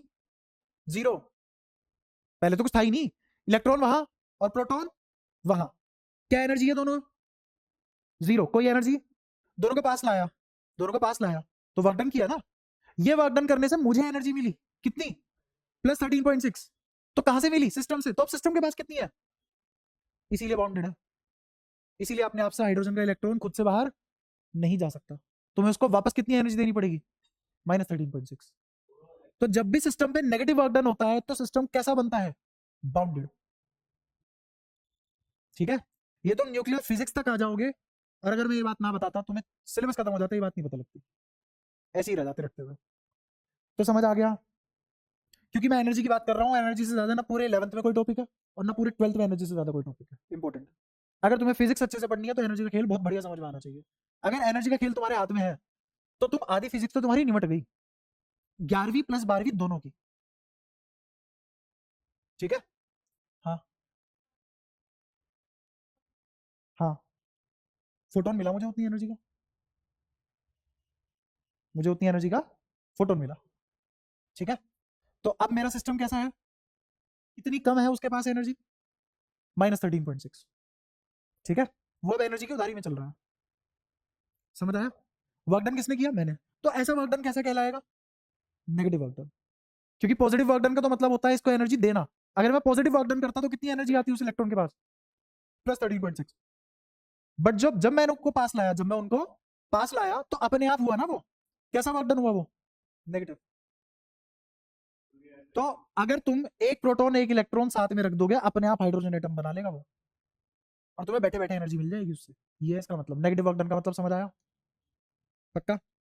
जब कोई भी पार्टिकल खुद से गिरता है, जैसे ये पेन अब खुद से गिरेगा नीचे, तो ये कैसा वर्क डन है? नेगेटिव। अगर एक्सटर्नल के हिसाब से देखो तो ये कैसा वर्क डन है? नेगेटिव। क्लियर? तो इससे मुझे एनर्जी मिलेगी। इसीलिए जब पानी ऊपर से गिरता है और नीचे टरबाइन लगा दे तो वो टरबाइन घूमता है, उससे एनर्जी मिल जाती है, बिजली बन जाती है। तो मैं किसको कन्वर्ट कर रहा हूं? किसमें?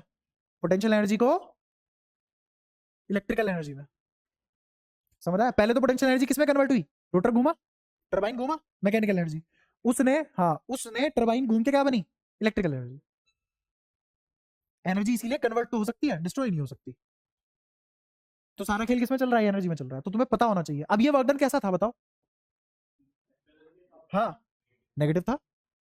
वहीं भी अगर मेरे को टरबाइन घुमा के पानी ऊपर चढ़ाना पड़ जाए तो वो पॉजिटिव वर्क डन है। एनर्जी दे रहे हैं सिस्टम को। क्या इन दोनों टर्म का मतलब समझ आता है तुम्हें? कोई दिक्कत? पक्का? क्या अब तुम इसको, इस वाली स्लाइड और इस वाली स्लाइड को रिलेट कर पा रहे हो परफेक्टली?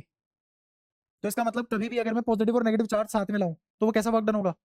नेगेटिव। और अगर दो पॉजिटिव या दो नेगेटिव चार्ज को साथ में लेके आऊं तो वो पॉजिटिव वर्क डन होगा। समझ आ रहा है? ठीक है। आगे डेफिनेशन क्या है पोटेंशियल एनर्जी की?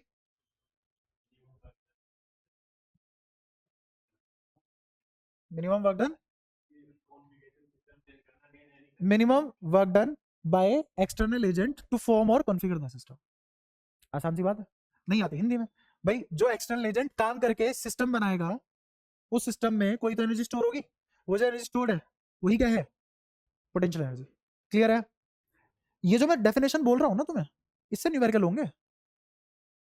इस डेफिनेशन से, फॉर्मूले से नहीं होते, चीजों को समझने से होते हैं न्यूमेरिकल। अच्छा, मैं तुम्हें वो बारी वाली भी बताऊंगा तो बहुत आसान है, उसमें तुम्हें कोई दिक्कत नहीं आएगी अगर ये तुम ये वाला खेल समझ जाते हो। ठीक है, थोड़ा ऊपर का खेल है। अब एक और बात पूछता हूँ मैं तुमसे, थोड़ी फालतू हो सकती है, पर कोई नहीं, जब बात चल रही है इतनी फालतू बात तुमने कर ही ली है, मोटर वोटर सब 11वीं भी इतनी सारी पढ़ ही ली। तो बात ये है कि जब हाइड्रोजन एटम बना तो एनर्जी रिलीज हुई या गेन हुई? और वो एनर्जी कहाँ रिफ्लेक्ट हो रही है? सिस्टम की बाउंडेशन में। अब सिस्टम के पास एनर्जी की कमी है, वो फ्री नहीं रह सकता। ठीक है, उससे मुझे एनर्जी मिली थी कुछ फोटोन के रूप में, जितनी एनर्जी मिली थी उसमें ये नेगेटिव है। ये तो बात क्लियर है? ठीक है। पहले कितनी थी इसके पास? 0। इसको ऐसे समझो, अगर तुम्हें ज्यादा दिक्कत आ रही है, मेरे पास एक भी पैसा नहीं है, गरीब आदमी। अब मेरे से कोई 10 रुपए ले ले, तो मतलब क्या है इसका? कि मेरे पास पैसा नहीं है, जब मेरे पास 10 रुपए आएंगे तो वो भी चले जाएंगे। इसका मतलब मैं -10 में हूं। इसका मतलब मैं तो मैं वापस न्यूट्रल या जीरो पे कब आऊंगा? जब मेरे पास 10 रुपए आ जाएंगे तब तो मेरे पास जीरो बनेगा। ऐसे ही एटम, हाइड्रोजन एटम के पास -13.6 था, कितनी एनर्जी दूं ये वापस से जीरो पे आ जाए, +13.6। ऐसे चलता है खेल, समझे? एनर्जी की उधारी, एनर्जी की अबंडेंस। हाँ, फिर वो अलग हो जाएंगे ना, अलग हो जाएंगे दोनों। कौन अलग? पॉजिटिव अलग और नेगेटिव अलग। और खुद से इनकी टेंडेंसी क्या है? जुड़ने की, क्योंकि अट्रैक्ट करते हैं। क्यों अट्रैक्ट करते हैं? क्योंकि ऐसा करने से पोटेंशियल एनर्जी मिनिमम हो जाती है। देखो जीरो से भी कम हो गई, देख पा रहे हो? जीरो से भी कम हो गई है, -13.6। ठीक है, ये तो रही हाइड्रोजन एटम की बात। अब सोचने वाला आदमी तो ये भी सोचता है ना, यूनिवर्स भी साला कभी तो बना होगा, बना होगा ना। और उस टाइम पे तो पॉइंट साइज होगा, उस टाइम पे पॉइंट साइज होगा ना। अच्छा वो भी छोड़ो, तुम आसान बात करता हूँ थोड़ी सी। सन और अर्थ, अर्थ कभी तो चक्कर में पड़ी होगी सन के, उससे पहले क्या रहा होगा? फ्री। अब सन के चारों तरफ अर्थ चक्कर काट रही है, कैसे सिस्टम है? बाउंडेड। तो इसका मतलब हमारे सोलर सिस्टम में बाउंडिंग कैसी एनर्जी है? बाइंडिंग एनर्जी है। अगर बाइंडिंग एनर्जी है तो इसका मतलब अभी हमारे पास एनर्जी की कमी है। इसका मतलब हमारे इस सोलर सिस्टम ने किसी को तो एनर्जी दी होगी। कहां गई वो एनर्जी? उसी एनर्जी को जब तुम बहुत ज्यादा ही तो पढ़ोगे, बहुत ज्यादा आगे तक पढ़ते रहोगे, तो तुम्हें डार्क एनर्जी, ब्लैक एनर्जी, ऐसी ऐसी टर्म सुनने को मिलेगी। ठीक है, तुम्हारे सिलेबस से बहुत ज्यादा बाहर है, बहुत इतना बाहर कि अगर तुम ग्रेजुएशन करोगे तब भी ये टर्म नहीं आएगी। रिसर्च वगैरह में आती है, अभी भी कोई कुछ खास जानते नहीं हम इसके बारे में। ये वो एनर्जी है जो चली गई, पता नहीं कहाँ, पता नहीं कहाँ चली गई, है ना। ऐसे ही जब यूनिवर्स बना होगा तब भी एनर्जी रिलीज हुई होगी ना, तभी तो सब बाउंडेशन में आ गए। तो ये सब बाउंडेशन में आने से पहले कितनी high amount of energy release हुई होगी, कहाँ गई सारी एनर्जी? खत्म तो हो नहीं सकती। तो ऐसे हाइड्रोजन एटम के एनालिसिस से हमने यूनिवर्स फॉर्मेशन का भी एनालिसिस किया, थ्योरी मैच करवाई, इंट्यूशन के हिसाब से आंसर दिए। बहुत सारी थ्योरी है, हर थ्योरी अलग अलग बातें बोलती है, हमें नहीं पता कौन सी सही है, और हर थ्योरी इंट्यूशन बेस्ड है, लेकिन गलत नहीं बोल सकते। ये भी छोटी सी बात अगर तुमसे फिर से की जाए तो एक होता है कि ऐसा हुआ होगा, और एक है ऐसा ही है। एक टाइम पे इन दोनों बातों में कोई फर्क नहीं रह जाता, एक टाइम पे इन दोनों बातों में कोई फर्क नहीं रह जाता। अगर तुम्हें ये बात समझ ना आई हो, अब देखो नॉर्मल तुम्हारी बात कर रहा हूँ मैं तो ये वाली बातें भी नहीं कर रहा फिजिक्स की। कहाँ आ चुके हैं अब? आमजन जिंदगी पे आ चुके हैं। तो जिंदगी में हम, ऐसा होता है ना कि तुमने कभी एग्जाम्पल देखा हो, जैसे रामानुजन एक बंदा था, नाम सुना हो, मैथमेटिशियन था। कोई वर्किंग प्रोसेस नहीं थी, तुम उसको मैथ्स का कोई भी क्वेश्चन दे लो, वो क्वेश्चन दे लो जो साला दुनिया में किसी से नहीं हो रहा, तुमने क्वेश्चन दिया, सीधा आंसर, बीच में कोई प्रोसेसिंग नहीं है, सीधा आंसर है तो है, और कोई गलत नहीं बता सकता उसे। ये क्या चल रहा है? तो उसका आंसर था, ऐसा आंसर रहा होगा, बट क्योंकि वो बंदा आंसर कर रहा है तो वो रहा नहीं होगा, वही आंसर है। उसका सोल्यूशन पता है हमें, और वो सोल्यूशन तुरंत बता देता था। कोई भी क्वेश्चन दे दो, तुमने क्वेश्चन बनाया कर बैठ के, तुम्हें पता है इसकी वर्किंग प्रोसेस ये है, उससे पूछ लो वर्किंग प्रोसेस, पता नहीं, आंसर ये है। स्टीफन हॉकिंग, सुना है ना, बेचारा अपाहिज, ऐसे बैठा रहता था। उसने कहा ब्लैक होल नाम की कोई चीज हो सकती है। जो आइंस्टाइन की इक्वेशन में एक एरर था, वो एरर नहीं उसने पहचाना और कहा कि ये तो ब्लैक होल है। हमने आज तक नहीं देखा। अब तो उसकी सिमुलेशन आई है 2019 में, तो सिमुलेशन आई है उसकी, उसने 20 साल पहले बता दिया ब्लैक होल नाम की कोई चीज है। तो उसने कहा ब्लैक होल रहा होगा, उसने ऐसा बोला, क्योंकि उसने बोला तो वो रहा नहीं होगा, वो था, मतलब है। ठीक है, जैसे एक और छोटी सी बात करूं, हम क्या चीज समझ सकते हैं, क्या चीज हम समझ सकते हैं? हम कुछ नहीं समझ सकते इस दुनिया में, साला कुछ नहीं समझ सकते हम।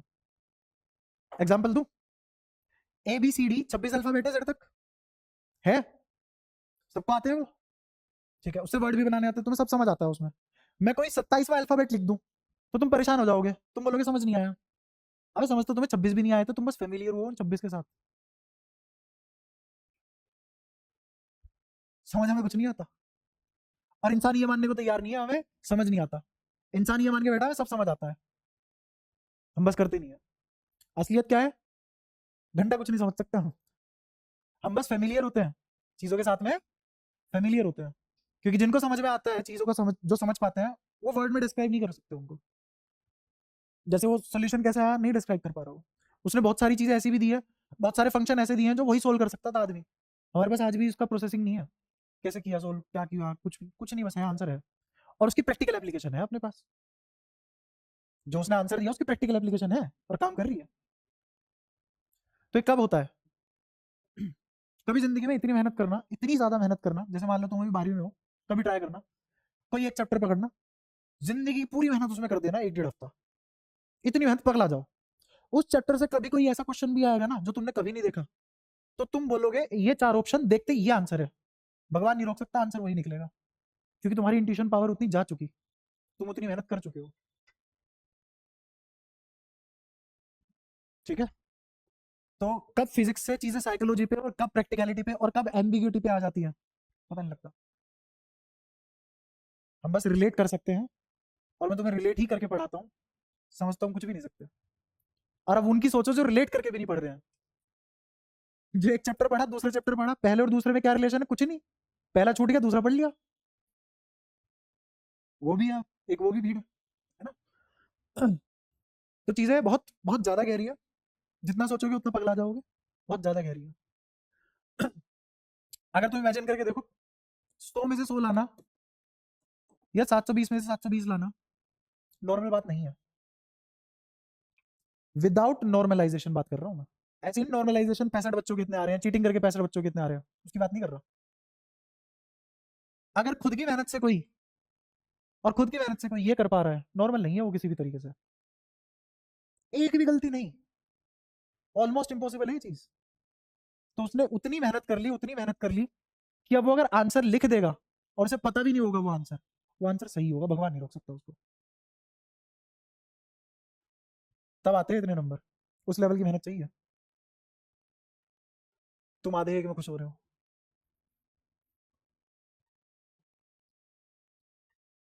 हाँ हाँ ये सच है।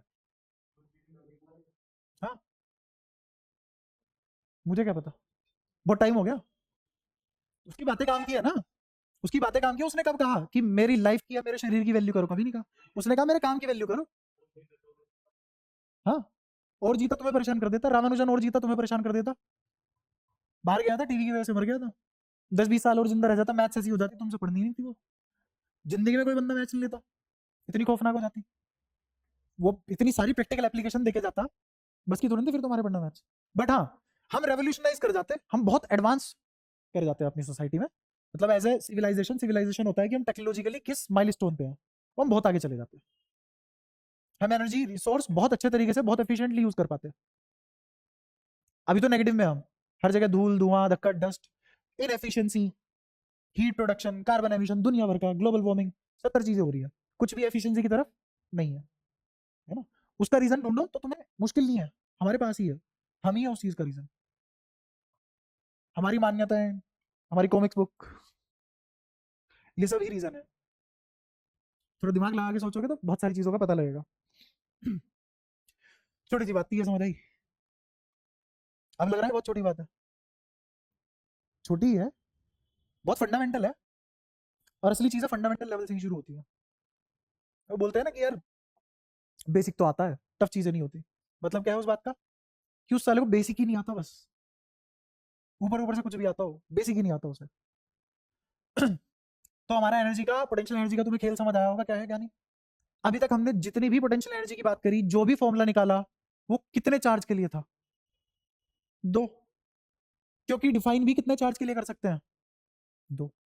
अगर 2 से ज्यादा चार्ज आ गए तो मेरे पास तो कोई फॉर्मूला है नहीं, के Q1 Q2 Q3 bye are, मेरे पास फॉर्मूला क्या है, के Q1 Q2 बाय आर, बस। तो एक टाइम पे कितने चार्ज लिए जा सकते हैं? और अगर सिस्टम में 3 चार्ज आ गए तो हम पता है क्या मानेंगे, कि potential energy super principle position follow करती है। जैसे कूलम्ब्स लॉ कितने चार्ज के लिए वैलिड था? 2, है ना। अच्छा, कूलम्ब्स लॉ समझ आता है तुम्हें? सबको समझ आता है कूलम्ब्स लॉ? नहीं आता, तुम फेमिलियर हो चुके हो उसके साथ, के Q1 Q2 बाय आर। मैं सवाल पूछ लूं, कूलम्ब्स लॉ रूट Q1 पे क्यों नहीं डिपेंड कर रहा है, Q1 पे क्यों? वो 1/r² पे ही क्यों डिपेंड कर रहा है, आर पे क्यों नहीं, या आर की पावर 3 पे क्यों नहीं? है कोई जवाब इन बातों का? के की वैल्यू इतनी ही क्यों आई? एक्सपेरिमेंटल है, कोई जवाब है इन बातों का, कोई लॉजिक है इसके पीछे? कोई लॉजिक नहीं है, कुछ समझ नहीं आया, हम फेमिलियर हो चुके हैं। एक्सपेरिमेंटल था, उसे खुद नहीं पता क्या था, एक्सपेरिमेंट हुआ उससे आया। ठीक है, वो एक्सपेरिमेंट ने यही फॉर्मूला क्यों दिया, या उस एक्सपेरिमेंट में मेरे Q1 Q2 bye R square ही क्यों आया फॉर्मूले में, नहीं पता, आज तक नहीं पता। वो तो इलेक्ट्रिक फील्ड निकाला था ना क्वेश्चन सरफेस मान के। हाँ तो इलेक्ट्रिक फील्ड निकाला, लेकिन उसकी चार्ज से मल्टीप्लाई करके फोर्स आएगा ये, और वो जो के की वैल्यू आ रही है वो, है ना। तो बहुत सारी बातें हैं जो हमें लगता है हमें समझ में आ चुकी है, बट असलियत में हम उनके साथ बस फेमिलियर है ना। सिटी क्लास से तुम चीजें पढ़ते हुए आ रहे हो, पढ़ते हुए आ रहे हो, पढ़ते हुए आ रहे हो, तो कुछ बातें तुम्हें आसान लगने लग गई, या तुम्हें लगने लग गया हमें समझ में आ गई। रीजन, बहुत बार कर ली तुमने वो, रिपीट कर ली, और रिपीट करना सबसे आसान काम है दुनिया का। मुश्किल काम क्या है, कोई नई बात सोचना। और फैक्ट, एक और फैक्ट, नई बात नहीं सोच सकते तुम, कोई भी नहीं, कोई भी इंसान कोई नई बात नहीं सोच सकता। वो सिमुलेट करते हैं दो अलग अलग बातों को, वो तो अलग लेवल हो गया ना माइंड का, उस पर थोड़ी चले जाओगे तुम। वो तो माइंड का एक वो वाला लेवल है जो रिपीट कर करके बिल्कुल आइसोलेशन पे पहुंच चुका। अब थिंकिंग खत्म, इंट्यूशन चालू। ये इंट्यूशन हम भी कभी कभी कर पाते हैं। कैसे, जैसे तुम किसी बाबा के पास जाओ, कभी कभी वो बहुत दिल से बोल देता है ये चाहिए ना, हो जाएगा, हो जाता है। हर किसी का तो नहीं होता, किसी किसी का हो जाता है। तो कभी कभी वो इंट्यूशन काम कर जाती है, कभी कभी, है ना। जैसे तुम सोचो कि मान लो कभी अपने घर परिवार से दूर रह रहे हो और यार मम्मी की बहुत याद आ रही है, और उसी टाइम मम्मी का फोन आ गया, इंट्यूशन। बट वो गलती से काम करी, कभी कभी करी। लेकिन जिन दिमागों की तुम बात कर रहे हो, रामानुजन, आइंस्टाइन, इनकी इंट्यूशन इनकी विल पे काम करती है। सोचो, तो सोच तो तुम कुछ भी नया नहीं सकते। जैसे मैं सोचूं नया रंग सोच दो, नहीं सोच पाओगे। रंग सोच दो, नहीं सोच सकते।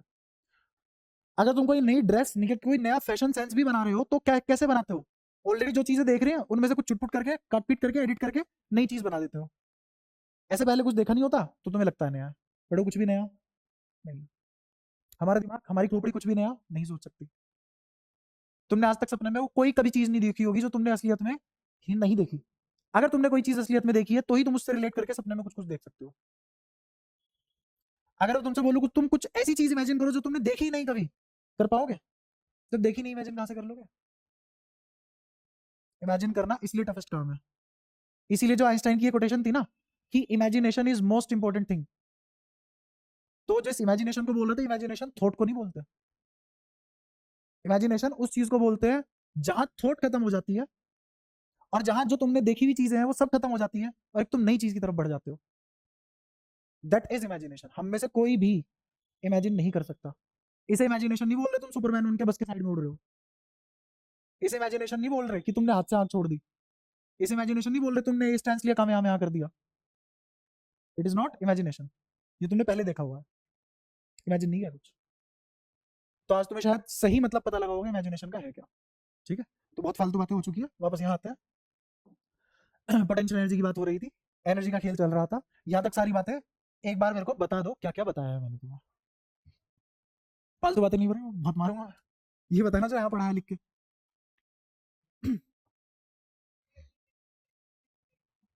हाँ, कोई भी सिस्टम अपना मिनिमम एनर्जी स्टेट या बेस्ट कॉन्फ़िगरेशन अचीव करना चाहता है।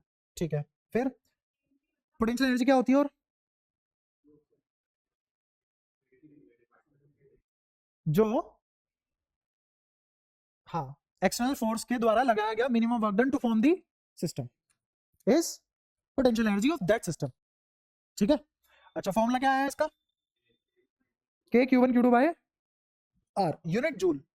ठीक है, क्या पोटेंशियल एनर्जी रेफरेंस पे डिपेंड करती है, क्या चेंज रेफरेंस पे डिपेंड करता है? यू पॉजिटिव होने का मतलब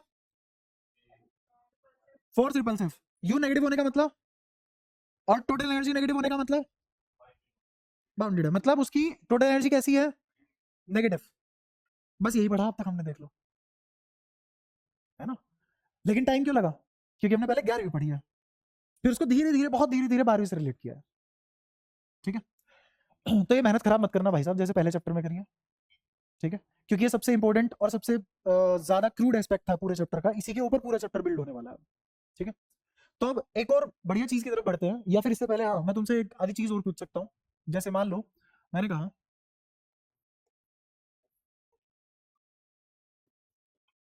ये 3 चार्ज रखे हुए हैं ए दूरी पे आपस में, तीन चार्ज रखे हुए आपस में ए दूरी पे, है ना। तुम्हें इन तीनों चार्ज की वेलोसिटी निकालनी है जब ये एक दूसरे से इन्फिनिटी दूरी पे होंगे।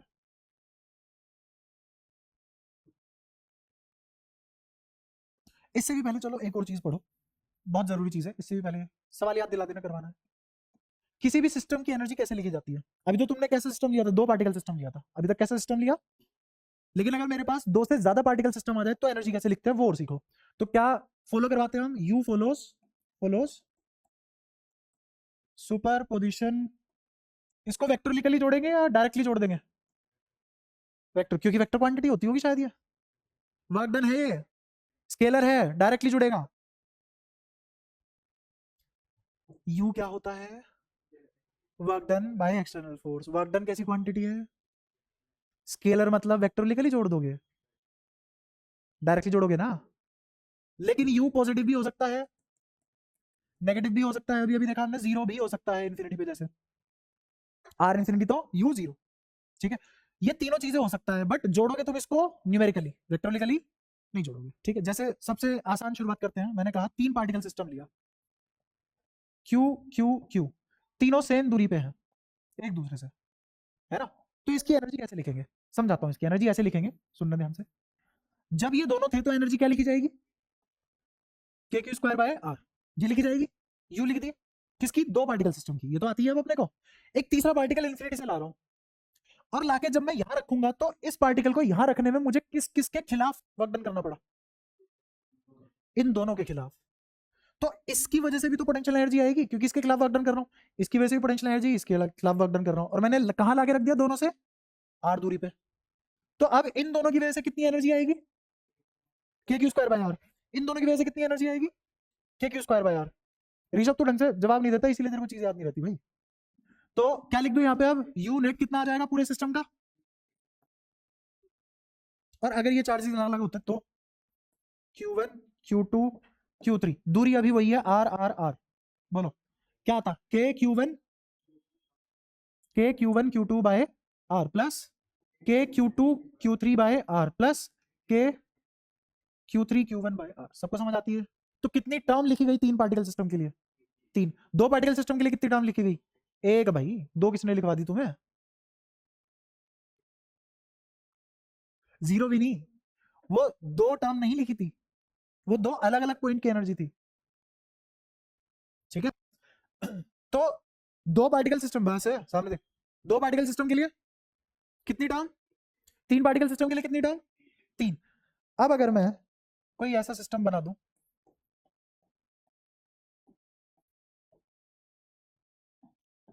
तो इसकी नेट पोटेंशियल एनर्जी लिख सकते हो। देखो चार टर्म तो आएंगी इनकी वजह से, दिख रहा है, हर चार्ज एक दूसरे से कितनी दूरी पे, ऐसे साइड ए दूरी पे। तो चार टर्म तो आ गई, के क्यू स्क्वायर बाय आर या ए, चार टर्म तो ये आ गई, कोई दिक्कत। बट इसकी वजह से भी तो करना पड़ रहा है वर्क डन, बट इसकी वजह से इसको यहां भी तो करना पड़ रहा है वर्क डन, तो दो डायगोनल वाली भी तो बनेगी। तो और क्या लिखा जाएगा, दो डायगोनल वाली, और डायगोनल वाली के लिए नीचे क्या आ जाएगा, √2 ए। तो टोटल कितनी टर्म लिखनी पड़ी इस सिस्टम के लिए, छह। तो चार पार्टिकल है तो कितनी टर्म आई, छह। चार पार्टिकल तो टर्म, अगर ऐसी पांच पार्टिकल सिस्टम हो जाता तो,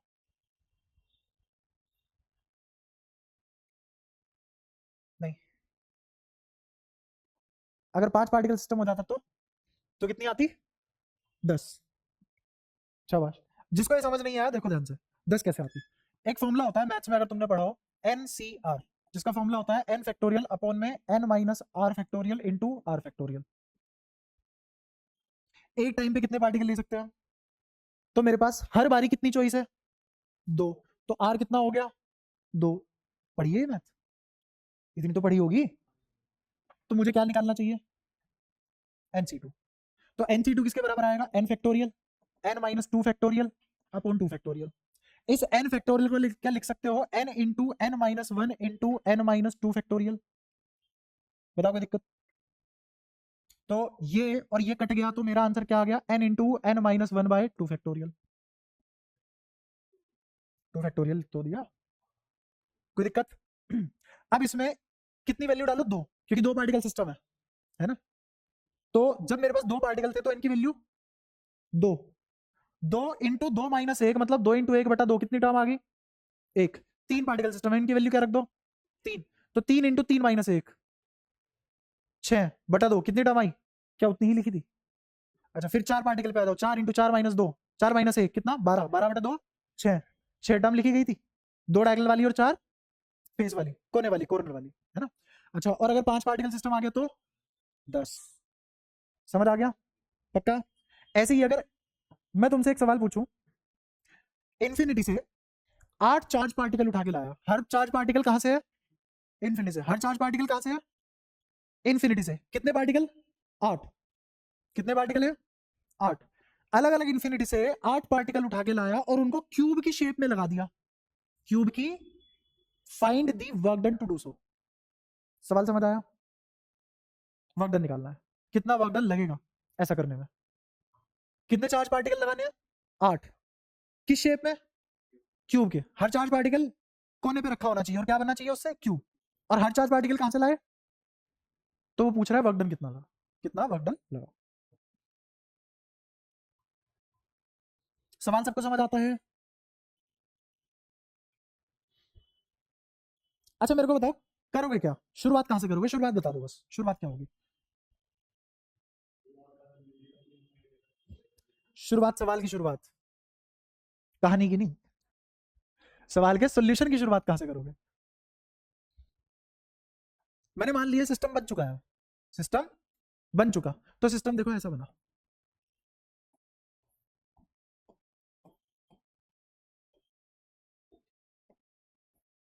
ऐसा ही तो बना सिस्टम। और हर कोने पे क्या है? हाँ दूरी भी सेम है, क्यूब है। और हर चार्ज के नाम पे क्या लिया हुआ है मैंने? क्यू। तो हर एक पे कितना चार्ज है? क्यू। और दूरी कितनी है? तो अगर ये क्यूब बना लिया मैंने तो मैं क्या निकाल लूं इसकी? अब पोटेंशियल एनर्जी निकाल लूं। क्या निकाल लूं? मुझे नहीं मतलब, सवाल से समझा दूंगा, अभी क्यों निकाल रहा हूं। पहले पोटेंशियल एनर्जी निकालते हो, पहले तो टर्म बताओ कितनी टर्म लिखी जाएगी। देखो टर्म लिखना सिखाता हूं। तुम्हें क्या खोलना है? 8C2 खोलना है। 8C2 खोलने का एक और तरीका सीखो। तुम्हें क्या खोलना है? 8C2। ऊपर वाले फैक्टोरियल को सिर्फ 2 टर्म तक खोलो। ऊपर वाले फैक्टोरियल को सिर्फ 8 इंटू 7। क्यों? क्योंकि नीचे 2 है, क्योंकि नीचे, और 2 फैक्टोरियल लगा दो, वो भी क्यों? क्योंकि नीचे 2 है। अगर मुझे 8C3 खोलना होता तो क्या करते? 8 को 3 टर्म तक खोलते और नीचे क्या लगा देते? आंसर। तो फैक्टोरियल खोलने का एक और तरीका बता दिया मैंने तुम्हें। तो 8C2 कितना आ जाएगा? क्यों? क्योंकि 2 से 4 7 चौक, तो कितनी टर्म बनेगी? 28। कितनी टर्म बनेगी? 28। तो मुझे कितने पेयर लिखने हैं पोटेंशियल एनर्जी के? 28। बड़ा थोड़ी लिखोगे एक एक करके 28, अकल भी तो होती है कोई कुछ, वो लगाएंगे। तो सबसे पहले देखो क्यूब पे 8 कोने हैं, तो साइड कितनी है? एक में कितनी? 6। पीछे वाले में कितनी? 6। और इन दो फेस को कनेक्ट करने के लिए, फेस की बात नहीं कर रहा हूं लाला, दोबारा दे, दोबारा दे। सामने वाले स्क्वायर में कितनी साइड है? पीछे वाले स्क्वायर में कितनी साइड है? इनको कनेक्ट करने वाली कितनी साइड है? गिन तो ली सारी, तो टोटल कितनी साइड होगी?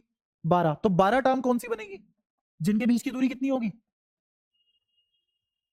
स्क्वायर नहीं, ए। समझ गए? 12 टर्म वो बनेगी जिनके बीच की दूरी, जिन चार्ज के बीच की दूरी ए है। तेरे को समझ आ रहा है? कर कोशिश कर, आएगा तो आएगा, तुरंत आएगा। मैथ से बेसिक, मैथ्स में तो ये होता है 2 और 2 4, समझ आ गया तो आ गया, नहीं आया तो फिर सीखो। ये वाली साइड गिनी तूने, और ये वाली गिनी, और ये वाली, और ये 4 नहीं गिनी तूने। आगे वाले स्क्वायर की 4 होगी, पीछे वाले स्क्वायर की 4 होगी। इनको एक ये, एक ये, एक ये और एक ये भी तो कनेक्ट करेगी ना, तो कितनी होगी टोटल? 12। तो 12 तो पेयर वो है जिनके बीच की दूरी ए है। क्यू के पास कितने फेस? 6 फेस। एक फेस में कितने डायगोनल? 2। तो टोटल कितने डायगोनल? 12। और डायगोनल की दूरी क्या है? √2 है। तो 12 टर्म या फिर 12 पेयर चार्ज के वो है जिनके बीच की दूरी √2 है। तो प्लस 12 इंटू के क्यू स्क्वायर बाय √2 है। क्या ये भी समझ पाए? पक्का? अब पूरे क्यूब की कितनी डायगोनल होती है? 4। एक क्यूब की कितनी डायगोनल होती है? 4। ये कौन सी थी? Face diagonal. ये कौन सी थी? अब किसकी डायगोनल लिखूंगा? क्यूब की। और क्यू की कितनी डायगोनल होगी? 4। इमेजिन हो पा रही है? गिन लो, कमरे देख लो तो देख लो भाई, जो भी करना है कर लो। ऐसे ऐसे इमेजिन किया करो। देखो तुम जो देख के इमेजिन करते हो ना, अपनी थोड़ी सी इमेजिनेशन भी स्ट्रोंग करो। ए बी सी डी और ई एफ जी एच, तो 4 कोने कौन कौन से हैं देखना जरा। A B C D E F G H, 8 कोने हैं। और पेयर कितने बनने हैं? एक में 2 आते हैं, तो 8 कोने से कितने आ जाएंगे? ठीक है, कभी तो समझ बड़ी करनी पड़ेगी, हमेशा देख के बुलबुले थोड़ी ना सीखोगे। तारी जमीन पे नहीं हो भाई साहब आप।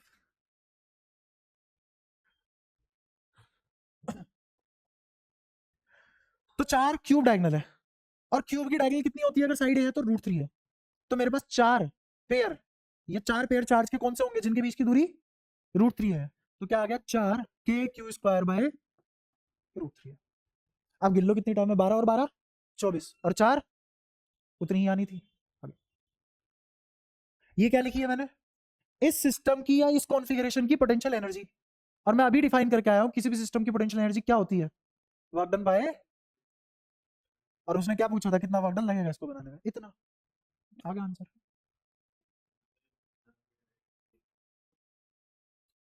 नहीं, सवाल वाकई में खतरनाक था, इजी नहीं था, बट क्योंकि हमने सीखा इस तरीके से कि सीखने के बाद वो चीज अब ये इजी लगे। ठीक है, क्योंकि हमारा काम ही क्या है, मैं पैसा किस बात का ले रहा हूँ तुमसे? इसी बात का तो ले रहा हूँ।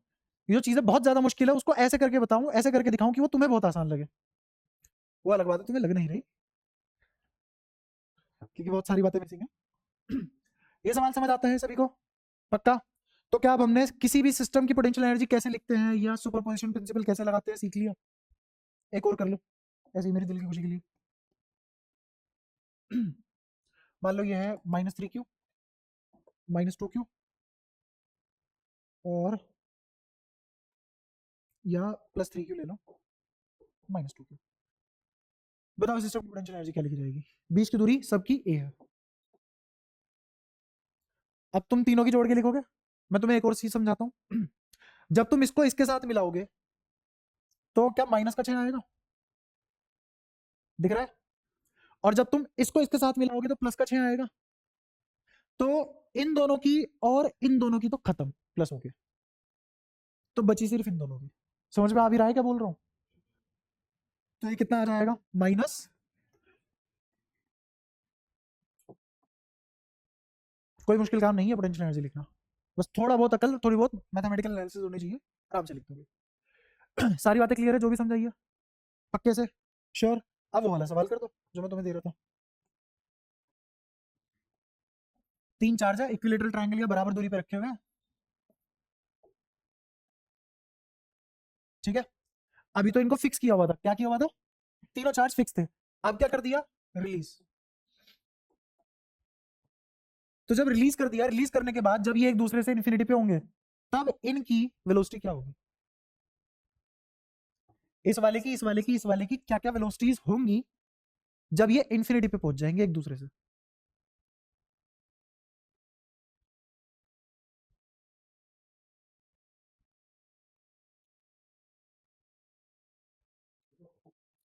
जीरो क्यों? रीजन भी तो बताओ। इस पे कोई और फोर्स नहीं लगेगी तो पोटेंशियल एनर्जी जीरो हो गई ऐसे।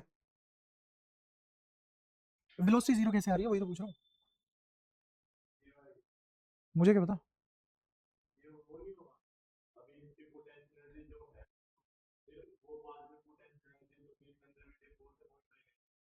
हम्म।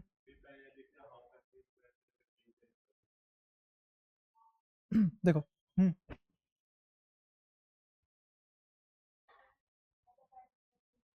शाबाश।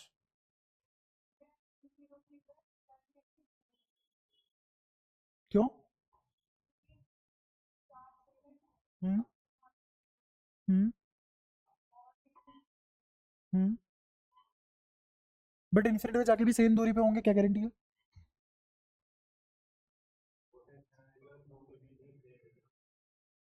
मैं समझा देता हूँ। कुछ कुछ सही जा रहे हो, और तूने सबसे सही आंसर दिया अभी तक, बट वो अधूरा है काफी, सुनना आप ध्यान से। शुरुआत में एक दूसरे पे कैसे फोर्स लगा रहे होंगे? क्यों? क्योंकि पोटेंशियल एनर्जी है इनके पास और पॉजिटिव है। इच्छा क्या है इनकी? Minimum potential energy state. उसके लिए क्या करना पड़ेगा? आर को बढ़ाना पड़ेगा। अच्छा, अगर मैं इस पूरे को एज ए सिस्टम मान लूं, तो ये जो आपस में सारे के सारे जो भी फोर्स लगाएंगे वो सब कैसे होंगे? इंटरनल। तो नेट एक्सटर्नल फोर्स सिस्टम पे क्या है? 0। तो इसका क्या मोमेंटम चेंज होगा? क्या मास इंटू वेलोसिटी चेंज होगा? तो इसका मतलब सबकी वेलोसिटी सेम होगी। ठीक है, मैं लिख देता हूँ ये वाली बात, क्योंकि तुम्हें मोमेंटम का खेल समझ नहीं आया होगा तुम दोनों को छोड़ के। इसमें एफ एक्सटर्नल 0 है, तो इसका मतलब डेल्टा पी 0 है। इसका मतलब पी कांस्टेंट है। पी मतलब मोमेंटम। ठीक है, अब चाहे वो एंगुलर मोमेंटम हो वो भी कांस्टेंट होगा। ठीक है, तो इसका मतलब मास इंटू वेलोसिटी कांस्टेंट होगी। मास चेंज नहीं हो सकता, तो अगर कांस्टेंट लाना है तो वी भी चेंज नहीं होगा, विल नॉट चेंज। किसका? ये वी किसका चेंज नहीं होगा? सिस्टम का। वी किसका चेंज नहीं होगा? सिस्टम का वी चेंज नहीं होगा। एक पार्टिकल की बात नहीं हो रही यहाँ, क्योंकि मोमेंटम किसका है? एफ एक्सटर्नल किस पे 0 है? सिस्टम पे। तो ये जो मोमेंटम है ये भी किसका है? तो ये वेलोसिटी भी किसकी है? अब मैं प्रूव भी कर सकता हूं कि हर पॉइंट पे, हर मोमेंट पे, हर इंस्टेंट पे मेरा वेलोसिटी ऑफ सिस्टम 0 रहेगा। देखो कैसे। ये इस पे कहा, ये दोनों मिलके इस पे रिजल्टेंट फोर्स यहां लगाएंगे। क्या हमने एक पढ़ा था? कहां पढ़ा? पिछले चैप्टर में सवाल था ना कि अगर ये एक चार्ज है और ऐसे रखे हुए हैं, तो ये इस पे ऐसे फोर्स लगाएंगे, नेट फोर्स इधर आएगा। याद आया? ये दोनों मिलके इस पे कहां फोर्स लगाएंगे? इधर। ये दोनों मिलके इस पे यहां फोर्स लगाएंगे। क्लियर है? तीनों इंटरनल बनेंगे। तीनों का समेशन क्या आएगा बताना जरा। ये तो पढ़ा है ना? तो क्या आ गया? F0। क्या मोमेंटम हो गया कंजर्व? क्योंकि ये किसके बराबर होता है? dp by dt। किसके बराबर होता है? और अगर dp बाई dt 0 है तो dp भी 0 होगा, और dp 0 होने का मतलब ही क्या है? Change in momentum 0। इसका मतलब मोमेंटम कंजर्व रहेगा। ठीक है, अब और सुनो। अगर ये तीनों इस डायरेक्शन में फोर्स लगा रहे हैं तो वेलोसिटी भी तो वेक्टर क्वांटिटी है। इन तीनों वेलोसिटी का समेशन निकालो, कितना आएगा? इंडिविजुअल नहीं है 0, इन तीनों का समेशन। और सिस्टम के पास तो तीनों का समेशन निकाल दिए तो निकालोगे वेलोसिटी। तो क्या वी सिस्टम हर मोमेंट सेम रहेगा? क्या वो अब नहीं बदलेगा? ये बात क्लियर हुई? ठीक है। अच्छा, इनिशियली इसकी पोटेंशियल एनर्जी कितनी थी? इसके बाद जो भी थी इनिशियली सिर्फ और सिर्फ क्या थी? पोटेंशियल। क्यों? क्योंकि पहले ये तीनों चार्ज कैसे थे? फिक्स्ड। कैसे थे? अगर ये तीनों चार्ज फिक्स थे, अगर ये तीनों चार्ज फिक्स थे, मूव नहीं कर सकते थे, वेलोसिटी क्या थी? क्या इंडिविजुअली भी वेलोसिटी 0 थी? तो काइनेटिक एनर्जी थी कोई? टोटल काइनेटिक एनर्जी कितनी थी? 0। और सारी की सारी कौन सी एनर्जी थी? तो इस सिस्टम की पोटेंशियल एनर्जी लिखवा दोगे? बोलो कितनी? अभी तो कराया। तो बिल्कुल ही गज नहीं हो रहे हो। के क्यू स्क्वायर बाय, क्या दिक्कत? बीच की दूरी अगर आ रहे हैं तो समझ आया? ये क्या है? Potential energy. और फिलहाल इसके पास सिर्फ पोटेंशियल है, काइनेटिक नहीं है। क्यों? क्योंकि ठोके हुए तुमने चार्ज, मूव ही नहीं करने दे रहे तुम, तो वी 0, काइनेटिक 0। ठीक है, इन्फिनिटी पे जाने के बाद कौन 0 हो गया? पोटेंशियल 0 होगी। सुनते रहना, इन्फिनिटी पे जाके पोटेंशियल, तो एनर्जी तो डिस्ट्रॉय हो नहीं सकती, फोर्स कंजर्वेटिव है, नॉन मैकेनिकल में भी नहीं जा सकती, तो सारी एनर्जी कहां गई? काइनेटिक में। ये तो है एक पार्टिकल की काइनेटिक एनर्जी। तीन की कितनी होगी? अगर एक की इतनी है तो तीन की कहां से आई है एनर्जी? इस पोटेंशियल से ही तो आई। वी को अकेला करो, आंसर आ गया। कितना आ गया? वी बराबर अंडर रूट के, दो ऊपर आ जाएगा, 2k² डिवाइडेड बाय आर, यहां नीचे ही रहेगा, एम नीचे आ जाएगा, तो एम। अब मैं एक और कॉन्सेप्ट बनवा देता हूं। कॉन्सेप्ट है कि इस स्टेट में, इस कॉन्फ़िगरेशन में जो सिस्टम की पोटेंशियल एनर्जी है इन्फिनिटी पे, वही काइनेटिक बनेगी। समझे क्या बोला? हाँ, डिसिपेट ही नहीं होगी, हीट की फॉर्म में ना, नॉन मैकेनिकल की फॉर्म में। इस स्टेट में जो भी सिस्टम की पोटेंशियल एनर्जी है वही एनर्जी इसकी इन्फिनिटी पे काइनेटिक बनेगी। आ रहा है समझ? पक्का? विद्यारानी कसम, विद्यारानी कसम, पक्का? ये नहीं बोला इसने, विद्या कसम। ये सवाल सबको समझ आता है ना? तो हमने दो अच्छे सवाल करे। किस समझ से? एनर्जी की मात्र एक बढ़िया डेफिनेशन की समझ से। ठीक है, यहाँ पे अगर किसी ने सिर्फ और सिर्फ एनर्जी का फॉर्मूला रटा हुआ है, उसको समझ में ही नहीं आएगा सवाल क्या है। और जिसको एनर्जी का खेल समझ में आता है उसके लिए तो एक लाइन का सवाल हो गया। तो इसीलिए जब भी एनर्जी की बात हो वहां पे तुम्हारे कान खड़े हो जाने चाहिए, बुद्धि हो जानी चाहिए अलर्ट, क्योंकि वो पूरी एंटायर फिजिक्स में काम आएगी वो। तो ऐसा नहीं है जो इस चैप्टर में समझा रहा हूँ वो इसी में ही काम आएगा। कैपेसिटर में काम आएगा, करंट इलेक्ट्रिसिटी में काम आएगा, मैग्नेटिज्म में काम आएगा, मैग्नेटिज्म मैटर में काम आएगा, इलेक्ट्रोमैग्नेटिक इंडक्शन में काम आएगा, एसी में भी काम आएगा, इलेक्ट्रोमैग्नेटिक वेव में भी काम आएगा, वेव ऑप्टिक्स में भी काम आएगा, सेमीकंडक्टर में काम आएगा, न्यूक्लियर फिजिक्स में काम आएगा, एटम्स एंड न्यूक्लियर में भी काम आएगा। ठीक है, कराना तो बहुत कुछ था, अभी छोड़ देता हूँ तुम्हें, है ना। और जितना पढ़ा है उतना प्लीज पढ़ के आना और चैप्टर 1 खत्म कर लो। इस संडे में चैप्टर 1 का फिर से टेस्ट रख दूंगा। नहीं, संडे को कौन सी तारीख पड़ रही है इस बार? 4 है ना संडे को? 4 है ना? हाँ, तो 4 और 5 को तुम्हारी छुट्टी रह सकती है। 4 और 5 को तुम्हारी छुट्टी हो सकती है। ठीक है, इसीलिए मैं थोड़ा थोड़ा एक्स्ट्रा 20-20 30-30 मिनट एक्स्ट्रा पढ़ा रहा हूँ, क्योंकि ये जो 2 छुट्टी होंगी इनका अपने को पूरा करना है। ठीक है, मेरे को इसके अलावा कोई दिन बता देना जिसके दिन में तुम्हारी एक्स्ट्रा क्लास रख सकूं। ठीक है, बाकी पढ़ो दम लगा के।